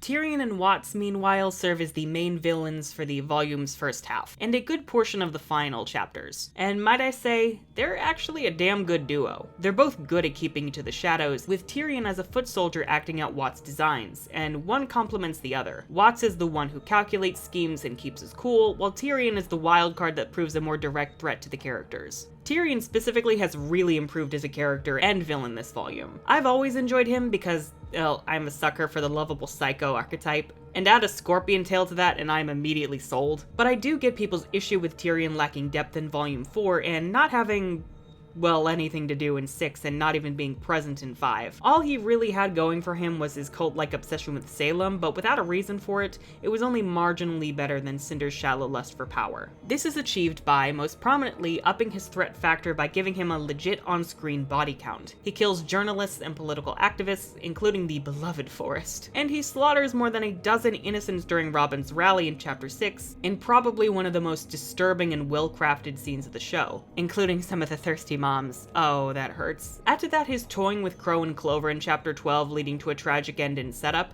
and damn, Tyrion is infinitely more threatening than he ever was before. It also helps that his new stinger, courtesy of Watts, returns the lethal threat his venom poses, and the introduction of his semblance amplifies that tenfold. Ironic I say amplifies, given Tyrion's semblance is the polar opposite of Jean's. He can break someone's aura instantly, opening them up to lethal attacks. Oh, this fucking motorcycle! Which nullifies the usual assurance characters will be fine until their aura breaks. And on that note of his backstory, holy fuck, its simplicity is brilliant. Verbally, they just say Tyrion's a serial killer from Anima, which, yeah, does fit him, and also inflates his body count. He's been at the killing game for quite a while now. But when you read closer, ooh boy, it gets scary. Actually, yeah, let me just showcase it here for those who missed it, because holy fuck, this is eerie. Apprehended by Atlas and Mistral officers in joint operation with Mistral huntsman F. Pickerel. At 3:31 a.m. on the day of transport, a distress call from pilot T. Cornetto was received. Cornetto reported a swarm of Grimm had engaged the ship. Audio continued to transmit for another 6 minutes and 13 seconds. The bodies were never found. Cornetto continues to speak, despite clearly suffering severe injuries from the crash. Most notable was his repeated phrase, What are you? What are you? Immediately following this moment, Cornetto is fatally attacked by a Grimm. Callow's voice is the last recorded. The suspect seems to be weeping before stating the word, Beautiful. Update. The body of F. Pickerel has been found in his home. I get chills at the mention of Tyrion's transport being attacked because they hint at Salem being the one to directly free him.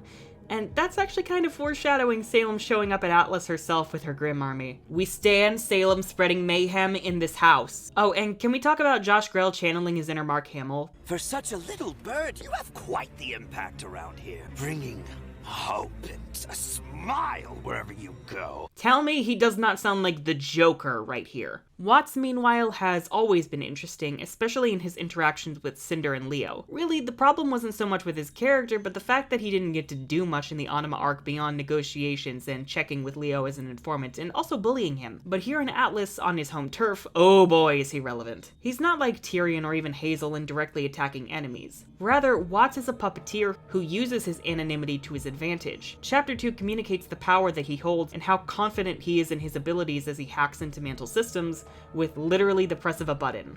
Or ring, I guess. It not only shows he'll be a big threat going forward in a more subtle, sinister way than previous villains, but it also highlights how Ironwood neglecting Mantle was truly the start of his undoing. And even in the simplicity of his backstory of being envious that Pietro received Ironwood's blessing and support, Watts' role in the story and personality will help him to stand out as one of the series' best villains. My only real complaint is that we don't learn how he was disgraced, but hey, maybe Volume 8 will share considering he's still kicking.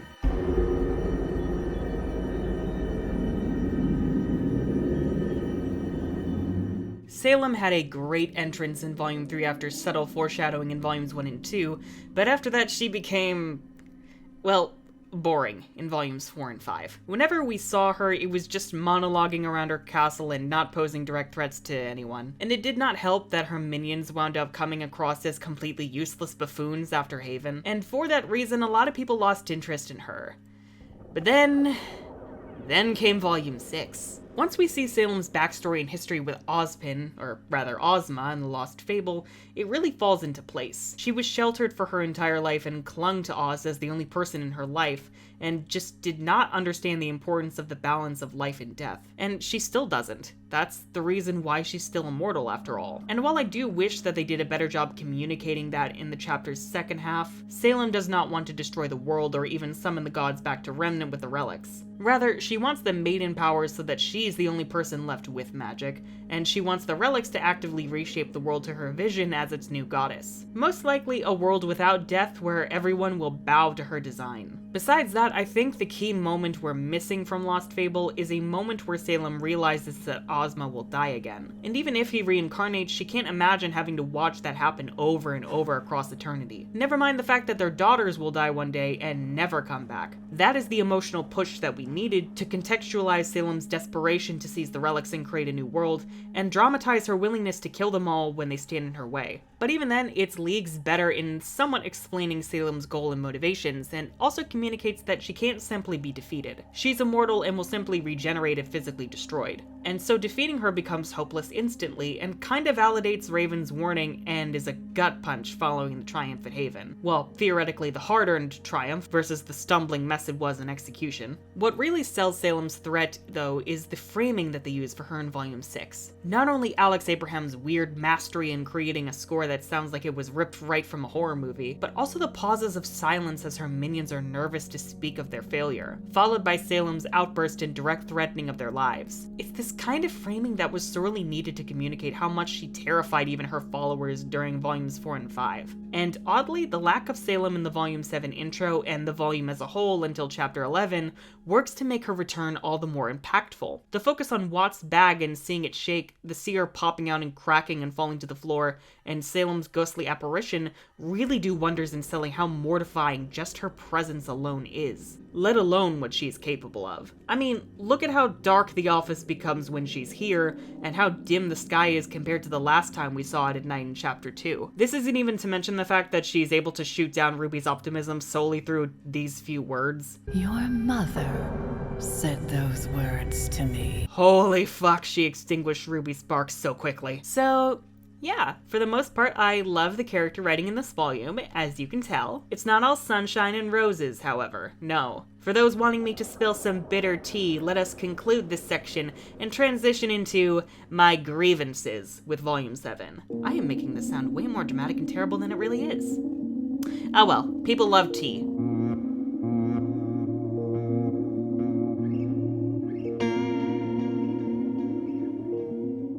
Now, contrary to what some of y'all think, no, I'm not of the opinion that the show is perfect. Nothing is. I'm just of the belief that when criticizing media, it should ideally be to communicate why it doesn't work so that the artist and other artists can improve, and so that we can all understand media a little bit better together. Shaming creators for a good laugh really helps no one and is just kind of shitty. Volume 7 is easily the strongest volume, yet it is not without its faults. It is strong enough to withstand those problems and still turn out great, but I think the problems warrant a discussion. I'm not sure how much this is gonna help considering Volume 8's already been written, but I mean, honest discussions never hurt. And yes, before you ask, we will be talking about the Lucky Charms thing, but again, that's its own section after this one, so if you just can't wait, here's the time code for you after the initial premiere.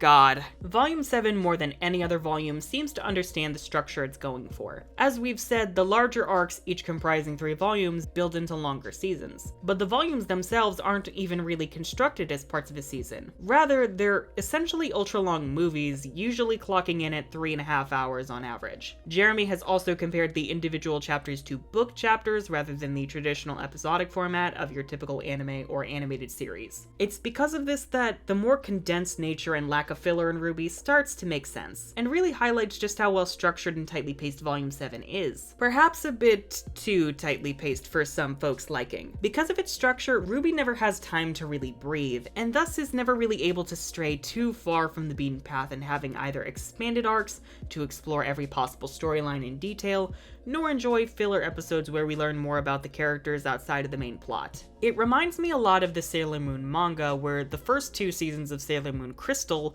really struggled in adapting manga acts into episodes on a one-to-one basis to the point it was ridiculous pacing-wise. The best we've got for filler for RWBY is the DC Comics, which tell side stories during volumes 4 and 5, and that would have been a welcome addition to the main story had they been able to accommodate them. It doesn't outright bother me, especially considering how much I love Volume 7's story and pacing, but I would have liked some filler episodes to get to know each of the Aesops a bit better, and also more time for the political plotline before the election to explore public sentiment of issues regarding the Faunus and Ironwood. I know I was hoping for Jacques to use his daughter supporting Ironwood against him in his campaign, but oh well. Now, a big issue a lot of people have raised is Penny's return, but as I've explained earlier, it does not bother me. It doesn't invalidate the significance of what happened to her, nor the weight of death in the show overall. Really, my only problem is RWBY's reaction to it, with a big ol' asterisk. The Anima arc was all about RWBY pushing down her feelings, bottling them up, and refusing to let them out,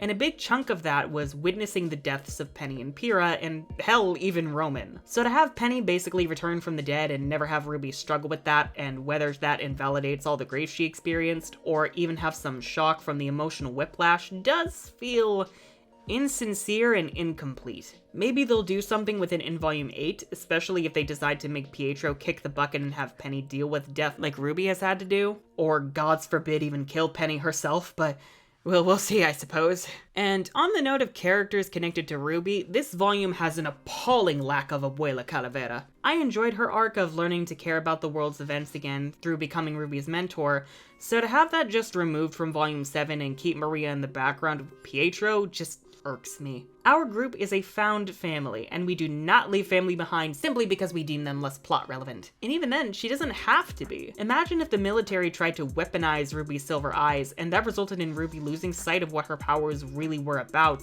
and how they should be used, preventing her from using them at all until the finale when she transforms into a lamp and makes Cinder run like she's a stray cat being sprayed with a squirt bottle.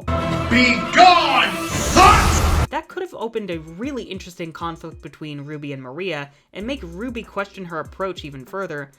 But now, let's deem Maria irrelevant and cast her aside. Maybe it was a matter of time and we just couldn't find a way to shoehorn her in, which, yeah, was the right call in that case. Don't shoehorn in pointless arcs for the sake of it, but my point still stands. I love Maria and I need more of her. This one is probably the biggest misstep besides the Lucky Charms thing, and I find it hard to excuse this one. I was so excited to see Blake take charge of the White Fang movement with Adam gone, especially in Atlas. You know, the place arguably the White Fang is needed the most, given this is where fauna suppression and resentment is at its strongest. Especially because it would have been great to see Blake and Weiss leading this new movement, possibly with Robyn, against both Jacques and Ironwood. Again, maybe it's an issue of limited time and resources. Maybe the writers felt the White Fang story didn't need anything new, but I disagree. Especially in a place where the world building is so strong, the lack of the White Fang feels almost like we're just forgetting their entire existence. Hell, we could have even explored Ironwood crushing the White Fang's presence in Mantle because they posed a threat to his control over the kingdom, and have that raise a lot of red flags for Team RWBY. Then lead that into Blake rallying the new White Fang, a coalition of both humans and faunas, to protect their kingdom against their common enemy, Salem. But I suppose that she'll live on in my dreams.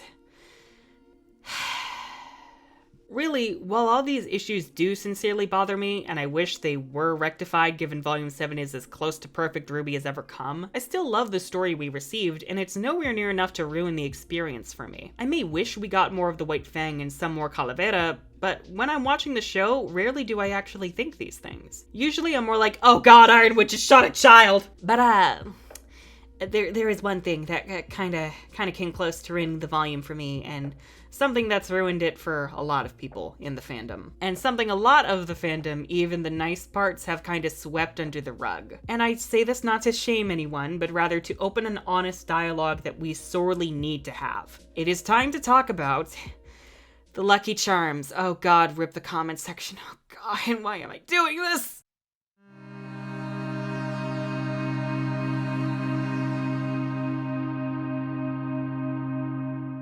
Representation matters. There is no debating that fact. Stories are meant to reflect the truths of our world and our realities, and there are a plethora of accounts that representation of people of color, LGBT people, disabled people, and so on can help to paint general perception of them, for better or for worse. Like, if you personally don't know anyone as part of some of those groups, media representation might be your only avenue for exposure to them to see them as familiar rather than alien. An exposure which normalizes these groups helps to curb harmful misconceptions, biases, and prejudices. Usually when people who aren't members of these groups hear about representation, though, they tend to get a little cagey. They believe that there is this false dichotomy where you must either have a set number of each group represented, or a motorcycle, I guess, or good writing. And they also think that you must have a plot reason for these people to exist, never mind the fact that characters never require a plot reason to be white, able-bodied, straight, or so on. In fact, that's the default most writers go with,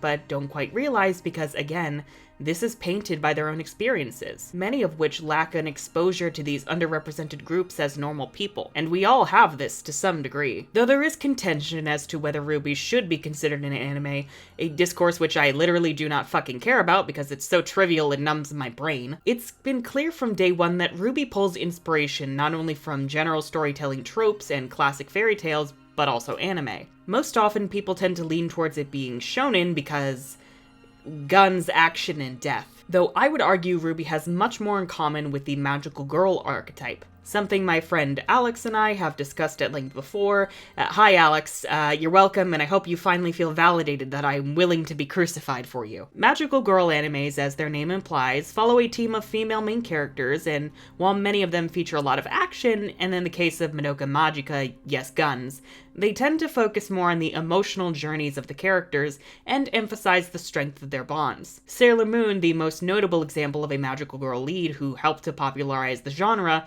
literally draws her power from the forces of love that she has for everyone around her. Compare that to RWBY, where as the story has become more complex, the action has taken a bit of a back seat, especially during the Anima arc, in favor of the character arcs. And when we do have action, it usually tends to be relevant to the plot, and especially the character arcs.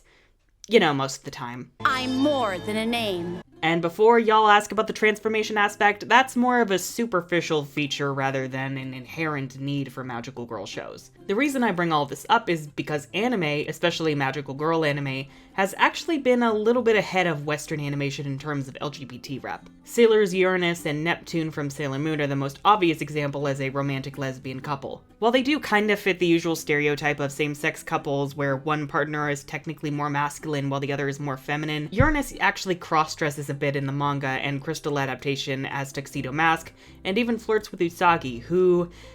oh, she's definitely somewhat into it. Then you've got other anime featuring same-sex couples like Cardcaptor Sakura, Revolutionary Girl Utena, which has a field day with gender roles, and, again, Madoka Magica. If you're complaining about SJWs and their radical gay agenda invading anime via RWBY, then you might want to sit down and look into some of your anime history, friend, because Japan was on that shit a long time ago. Note that Cardcaptor Sakura, though, is the only example with a male-male relationship, men loving men, or MLM for short. Granted, we do have Zoisite and Kunzite in the 90s anime adaptation of Sailor Moon, and Fisheye is a transgender woman, but both are kinda dodgy with their reliance on old stereotypes, and in the latter category, there's some Predator vibes going on. I bring this all up because when we talk about LGBT representation in particular, the conversations tend to group all the L's, the G's, the B's, the T's, and all those filthy Q's as a single fungible unit, rather than individual groups with some overlap. That kinda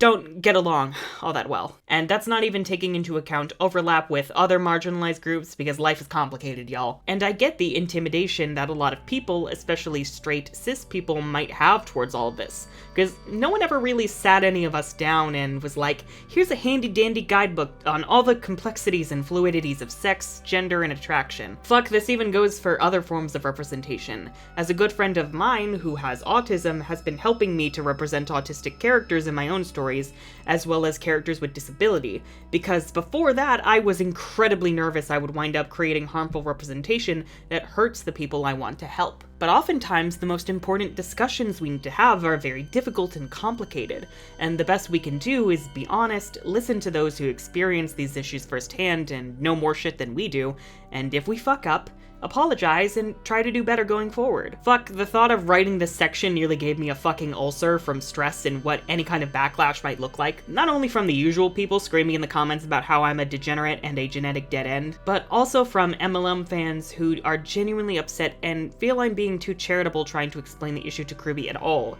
along with other fans who are like, come on, you're being too harsh, Crow and Clover are clearly just bros, calm down, sit down, and get over it. So, yeah, I've prepared my whiskey den in advance, and by whiskey I mean pizza, soda, and all 8 seasons of Winx Club because I hate alcohol, but I need something unhealthy to cope with. But I say this because honestly, RWBY up until Volume 7, Chapter 12 had stellar LGBT representation, and currently its LGBT rep is still up there with the likes of Steven Universe, which, yes, we do like in this house, please have mercy upon my lack of a soul in the comments. Blake and Yang have had a slow, low-key romance going on since Volume 2, with Blake suggested as bisexual where Yang...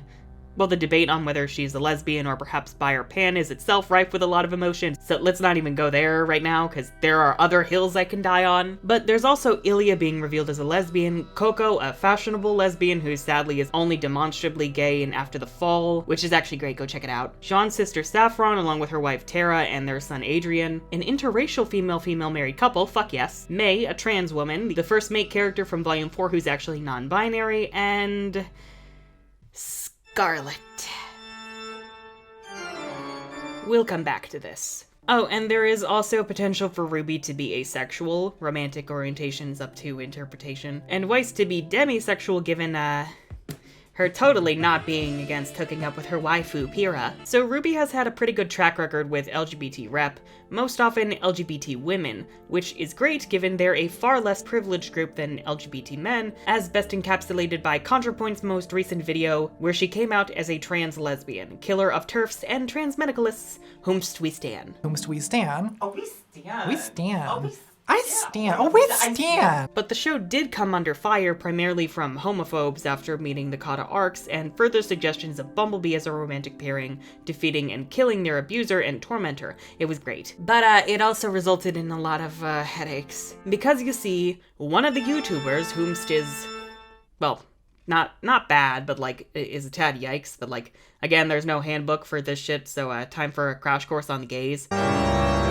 Basically argued that Bumblebee and the Kata arcs aren't impressive representation because, supposedly, it is more socially acceptable and therefore easier to represent female LGBT characters because of a little thing called commodity fetishism. The argument basically goes that because straight men like women, they think women being with women is the pinnacle of eroticism, and therefore while some of them might not like gay people and argue that they don't deserve equal rights, they will touch themselves while fetishizing lesbians and lesbian couples. Ergo, rep of LGBT women is theoretically more readily accepted because 4chan will fawn over them in between all the homophobic slurs. Now, I could have a field day with this and why this does not apply to LGBT representation in RWBY, and it's also an incredibly superficial and shallow examination of LGBT rep and general audience's response to it, and also kinda minimalizes the shit that LGBT women go through on a day-to-day basis. I'd also rather just not give it the merit of being worthy of fully debunking because it has had some really creepy implications of LGBT women, and I am not having my gay sisters subjected to that shit. Y'all are queens. Plus, they also made the argument that it's okay for Juniper to date within the team because they're the minor characters, but somehow romantic ties among main characters is forbidden because, I don't know, I guess romance ruins us as people and makes us forget everyone else in our lives. I don't know, straight folks have a really weird perception of romance as obligatory and miserable that I'm just never gonna understand, nor will I ever want to. Why do y'all view romance as this horrible thing that turns you into a shit person? But coming out of Volume 6, that complaint was a major drive of anti-Bumblebee sentiment, painting this narrative that RWBY were simply using LGBT rep as bait to lure in LGBT viewers, and that LGBT viewers were just idiots who should just accept that no one likes them and go back into their quiet corner until they stop existing. At least that's what a lot of the comments under my Volume 6 review told me. It's hard to translate the language of the gremlins. So while I never want to so much as humor this comment, it is true that different forms of LGBT representation are important because the LGBT community is not a monolith, and it's true that any gay representation in general is rather shoddy in media as a whole. In particular, transgender representation is practically non-existent, while non-binary representation is actually non-existent. But seeing the LGBT rep in RWBY extend beyond cis gay people is something I encourage. Having May as a canonically transgender woman is great, but I do wish that were mentioned in the show to make it undeniable for all viewers, so people knew their waifu was indeed a revolutionary trans icon. And Scarlet, He's only hinted at not liking women, and by extension gay, in the Red Like Roses anthology, while in the show proper, he's a non-character, so thanks, I guess. So enter the hopes that RWBY, in wanting to do more for LGBT rep, hiring new writer Kiersey Burkhart, who would theoretically help given her inclusion of LGBT rep in her own books, and this. Lucky you. Lucky you, huh? God, I regret so much. Now, before I go any further, we need to establish why some people interpreted Lucky Charms as romantic and legitimately believed it would become canon, and why what happened to Clover has caused an incredible amount of backlash. Because regardless of the writer's intentions, that is a reality we must deal with. There are a lot of people, LGBT and otherwise, many not even MLM, who saw Lucky Charms' interactions as romantic, and still read them that way. And yeah, part of this is in the fact that we came off of a volume where we really wanted the show to have some good MLM rep to go along with the rest of its LGBT rep to prove certain folks wrong. But it did genuinely mean a lot to certain people who have felt like media has always either excluded them or told them their lives were going to be miserable and end in tragic deaths because of who they are and who they love. Now, I mentioned earlier why I'm down for Crow and Clover as a potential friendship, but I will recap. Rarely do you see straight men being openly affectionate with one another because apparently being nice is gay. Like, no matter how much you're into women, if you're a dude and you tell another dude you care about them and want to help them become a better person, you are, in fact, a gay. Which is just ridiculous, and we do need more examples of positive straight male friendships in media to combat this, and that is also working in tandem with good LGBT representation, including MLM rep, and that's actually where the issues start cropping up. One of the major arguments I have seen following what's happened is people saying that Crow and Clover were clearly just having a platonic bromance and nothing more, and that people are projecting what they want onto their dynamic, which, I mean, yeah, that does tend to happen when people bring their own experiences to media, especially when their version of a bromance is romance. God damn it, Barb! But what unnerves me about this is a hand-waving away of the romantic reading of Lucky Charms without taking into account why people read them that way. And I think that this is where the root folly of miscommunication lies, because that's what this really is. Miscommunication. The writers wanted a bromance, maybe make it a little bit flirty, and they didn't realize that a lot of people would view it as romantic and cling to it as the representation that they've been craving for their entire lives. Which is odd because of how well they've usually done with representation in the past. Hell, fan favorite Pilot Boy was going to be gay back in Volume 5, but they decided against that when other members of RWBY pointed out the issues of Pilot Boy being the first openly LGBT character of the show, only to die immediately. The issue here is that the old bury your gays trope where LGBT characters die at a higher rate disproportionately than their straight counterparts, suggesting LGBT people are just closer to death, I guess. Or that perhaps subconsciously, they're more disposable to the people writing them. Miles even expressed some regret in not sticking to Pilot Boy being gay after seeing how much of the fandom loved him, which, Miles, I love you, but no. This is where I really have to start our sit down, because it's clear to me that while the writers are really trying to do their best when it comes to LGBT rep, they might not fully understand what they're doing, again, because someone didn't hand out guidebooks. But really, the reason why Pilot Boy being gay and dying was a bad call, despite his popularity, is because it reinforces to gay viewers that they are more likely to face tragedy, which can reaffirm a lot of negative narratives they already have drilled into them by their real-life surroundings. Representation is as much normalizing these people as reaffirming to these people that they do belong and that they are seen and acknowledged and deserve happiness. So our Lucky Charms problem is kinda a result of the writers wanting a bromance for Crow, but not taking into account the LGBT reading some viewers indeed had. All the winking, the flirtatious comments, the parallel to the He Gone Bana waitress. God, I regret pointing this out. I regret noticing it, that's how I feel, honestly. Guess I just have to use the Gay Fool's Guide to Heteronormative Readings of Media. Again.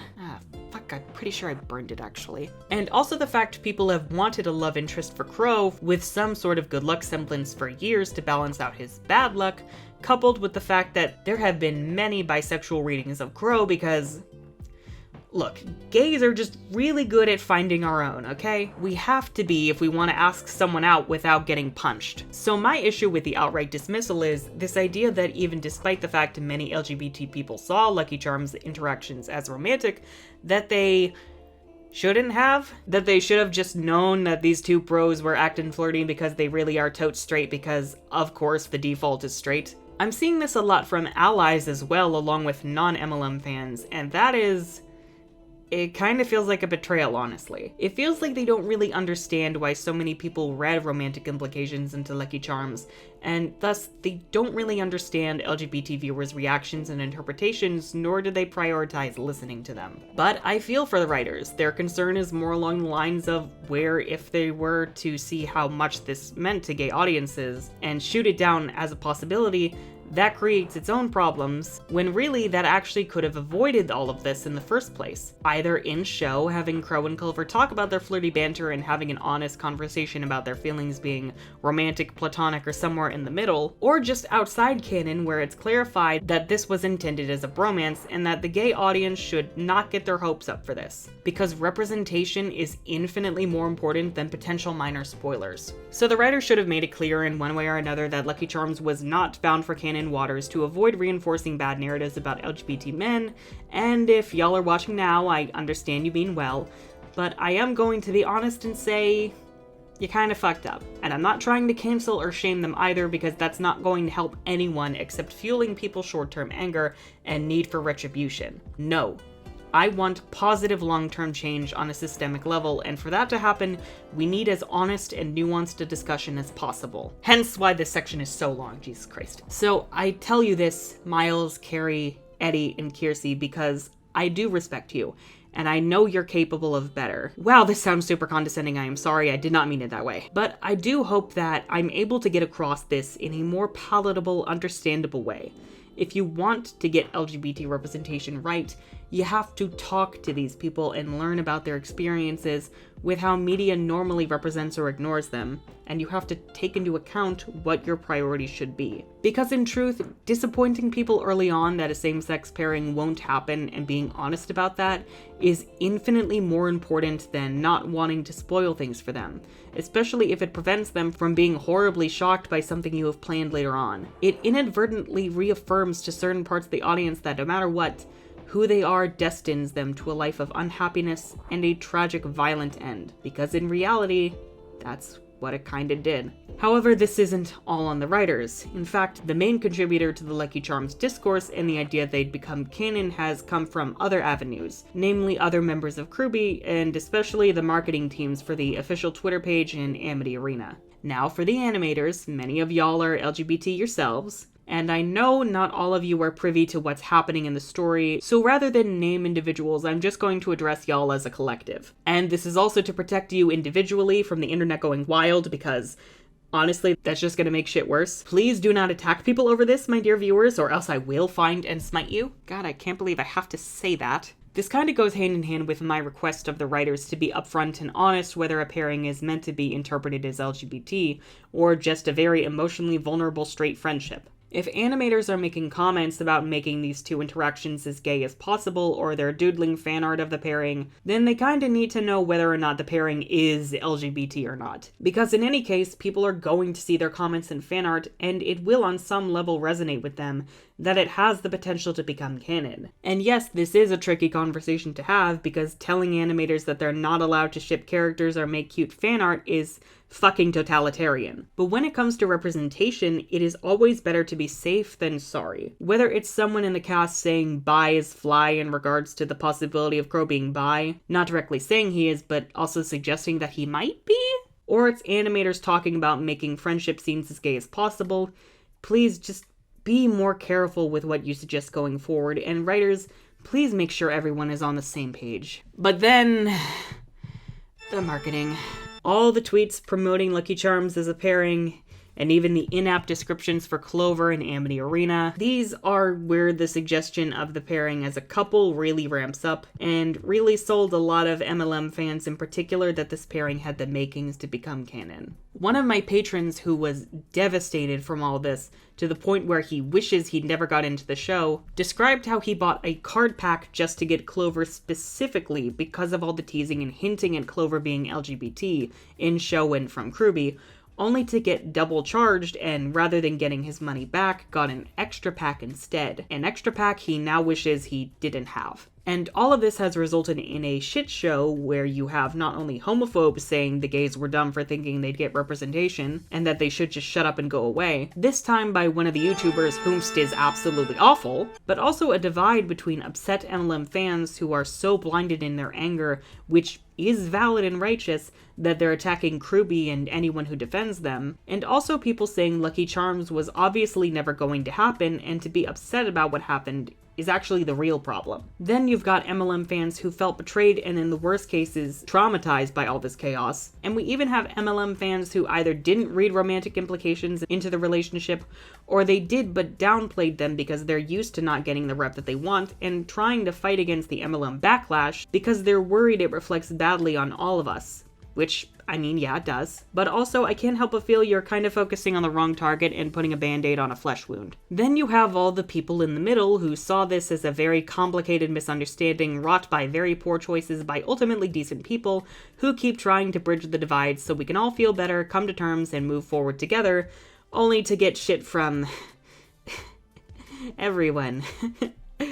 God, I want to die. The reason I bring all this up, and why I even wanted to carve out an entire section to discuss this, is because representation is important to me. As a gay, I want creators to do better in representing people who aren't like them, so it can both help those who are underrepresented and marginalized feel comfortable in their own existences and not wonder whether they're valid or not, while also showing people who are already represented that these people are just as human and normal as them. It is a slow method of weeding out prejudice, but it is a powerful one, and one that is honestly intrinsic to stories as something that can unite us and show us the truths of our world. RWBY is probably one of my favorite shows ever, and its LGBT representation is genuinely impressive, but it fucked up. It does not make RWBY monsters, not at all, but it is something we need an honest dialogue on, and I'm hoping that this might serve as the start of one. Specifically once I adapt this section into its own video later on, just to make it easier to find for people who want to talk specifically about the Lucky Charms disaster, I denounce the people who are trying to get #FuckRWBY going, because I'm never going to believe in shame.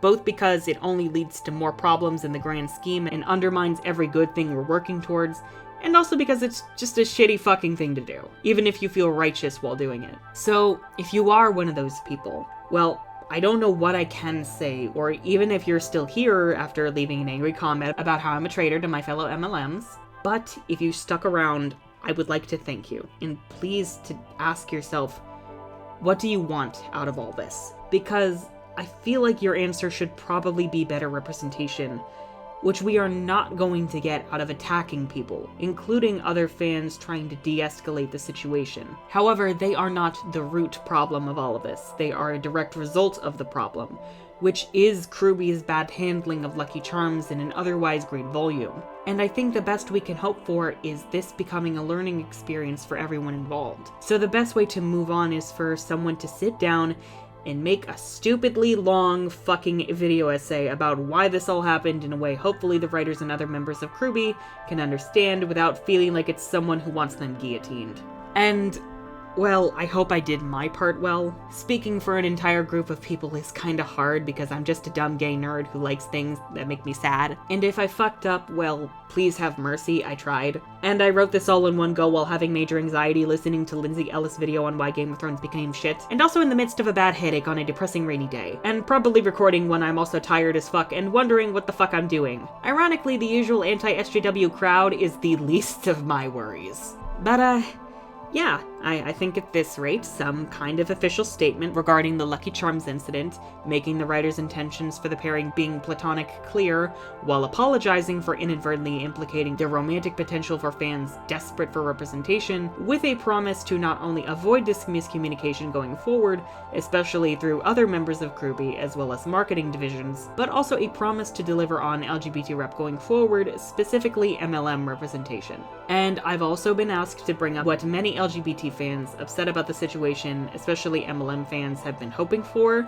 that Clover be brought back via the Staff of Creation. Whether it's a matter of equivalent exchange that you need a life for a life, or if it's similar to how Penny could return from death, people just want Clover back because they feel like what happened to him was unjust, and to them, nothing else can make things right. And I'ma be real, I don't know how I feel about that. To me, when you start undoing death in your story, you almost always kill any and all stakes, and the story crumbles from there in a matter of seconds. Penny's case is the only situation where I find it perfectly acceptable, and that's only because of the very specific context around her. But I feel like I owe it to the people who are hurt, who I've talked to, a chance for their case to be made and heard. Whether anyone listens, that's beyond my control, and especially feels futile given Volume 8 has been completely written at this point. But you know what? It was worth a shot. It's complicated, and I hope I did not come across as an angry gay tyrant who wants to bathe in the blood of the straights, nor like an MLM fan who's invalidating the genuinely good representation already present in the show,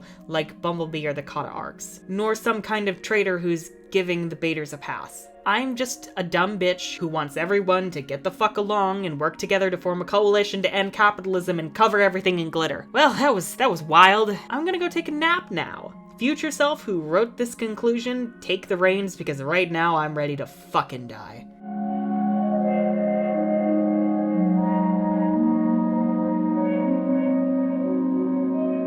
So, all in all, despite its flaws, one of which being a Rather big yikes. Volume 7 is still easily the best volume of RWBY to date. This is the show at its strongest. The plot is tightly paced and flows well from chapter to chapter, the world building has improved, the character arcs are more apparent and engaging, and from a technical level, holy fuck, it shows RWBY has a much smoother, efficient production process this time around. And now, without further ado, it is time for our traditional funny moments section to counteract how fucking depressing this all was. The show in a good way, and the fandom in a yikes get me my liquor stat way. Yo mama Schnee, where you keep the liquor at?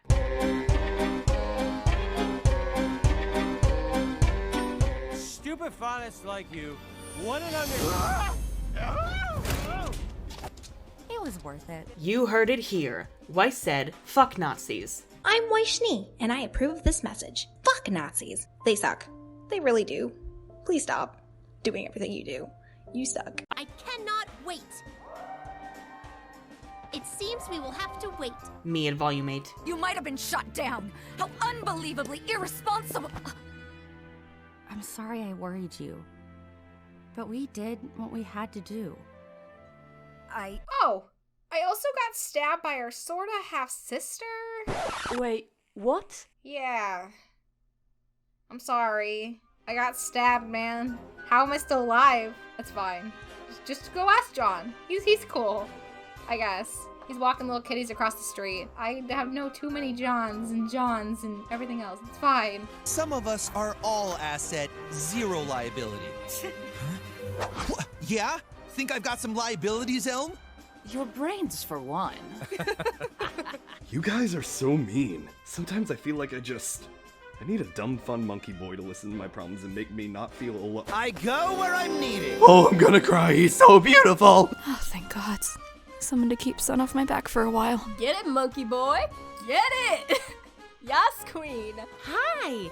Do you need a new best friend? Our pair name can be... Okay, but we all thought this when we saw Elm's hammer. It goes without saying that this arena holds a significance. I died here. Yes, Penny, we know. Part of me wishes it remained that way. Wait, what? We just explored a whole continent on foot before flying to this one. I do appreciate some good lamp shading, especially when the show actually improves. We almost died. Penny, stay put and keep an eye on our 6. Affirmative. I will plan for 6 possible outcomes. 5 of them include homicide. 6.5 hours later. It's Ironwood's robot! She told Oz that he couldn't destroy her. Maybe someone else could? Yeah, maybe something related to Silver Eyes. It could really come in handy right now. Anyone at all? Susan Vanilla can't do it. 2 people who've gone through that much? I think there's more going on. Nora just spilling all the fucking tea. Ren, this is happening! Wait, what is happening? God, I love Penny. We've got a long night ahead. Honey, you've got a big storm coming.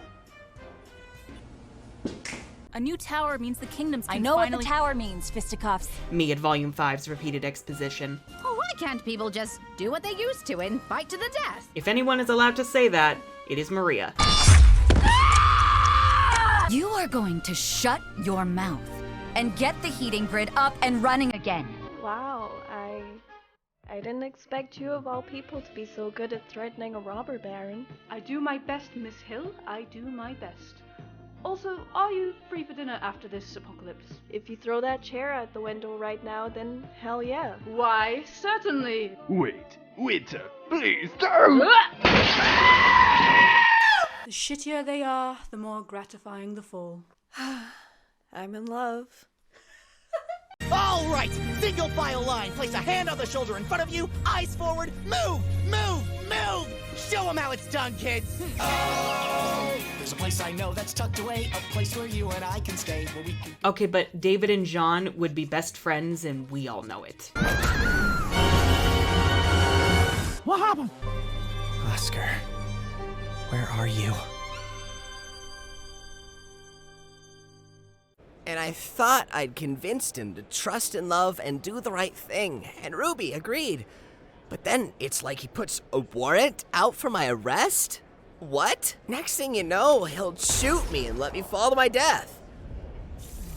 Nah, he wouldn't do that, but I just wish I could talk to people about this stuff, you know? You're a great listener, Neo. You know, you should really kill that Cinder lady you work for. She's not nice. She's kind of a bitch. You know, there's just a little bit of bitch to go there, you know? Except instead of a little bit, it's a lot of bit. It's like when somebody asks for salt on their fries and they just dump the entire salt shaker in there. You know, she's kind of Mondo bitch, salt shaker bitch. Like in terms of the bitch Grand Prix, she needs to let up on that gas. But no, she's going like full steam ahead, full bitch. I bet you went to Hogwarts, School of Bitchcraft and Misery. Oh, hell yeah, rise up against the owners, claim the fruits of your labor. At least, I think that's the phrase. I need to check with Weiss and Blake. They know about all this better than me. Revolution! It is time for the Bolsheviks to rise up. You see, Russian Revolution reminds Nikolai of fourth wife. She was run over by truck. Very sad, but she would not shut up, and that made her shut up, you know. I wonder if she was isekai'd. Was bitch a fourth wife. It is like unscrewed entire salt shaker and poured on with bitch. Yeah, right? She's such a bitch. Hey, I will drink vodka to that, young child. We're the best huntsmen in Atlas. You were. Then you trained us. This is the part where they ask us to help. I don't know, Maria. What if you don't answer your scroll? Ugh. This is why I don't hang out with you kids anymore. You can't go 5 minutes without fighting terrorists or toppling corrupt governments. I'm old. I'm tired. I want to eat my cashews in peace. Not too old to be getting with Dr. Palandina over there. I'm just gonna walk away now and... Quiet! It'll be just like bacon again. Nora's death was the hardest to get over.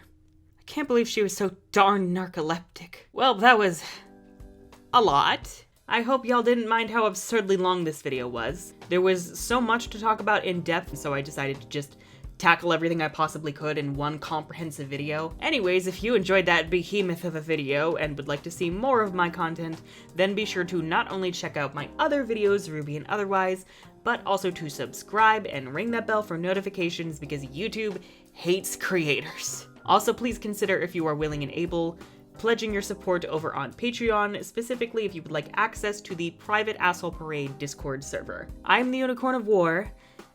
My brain is not working. Something gay revolution, something COVID, something. I'm going to bed now. Goodbye.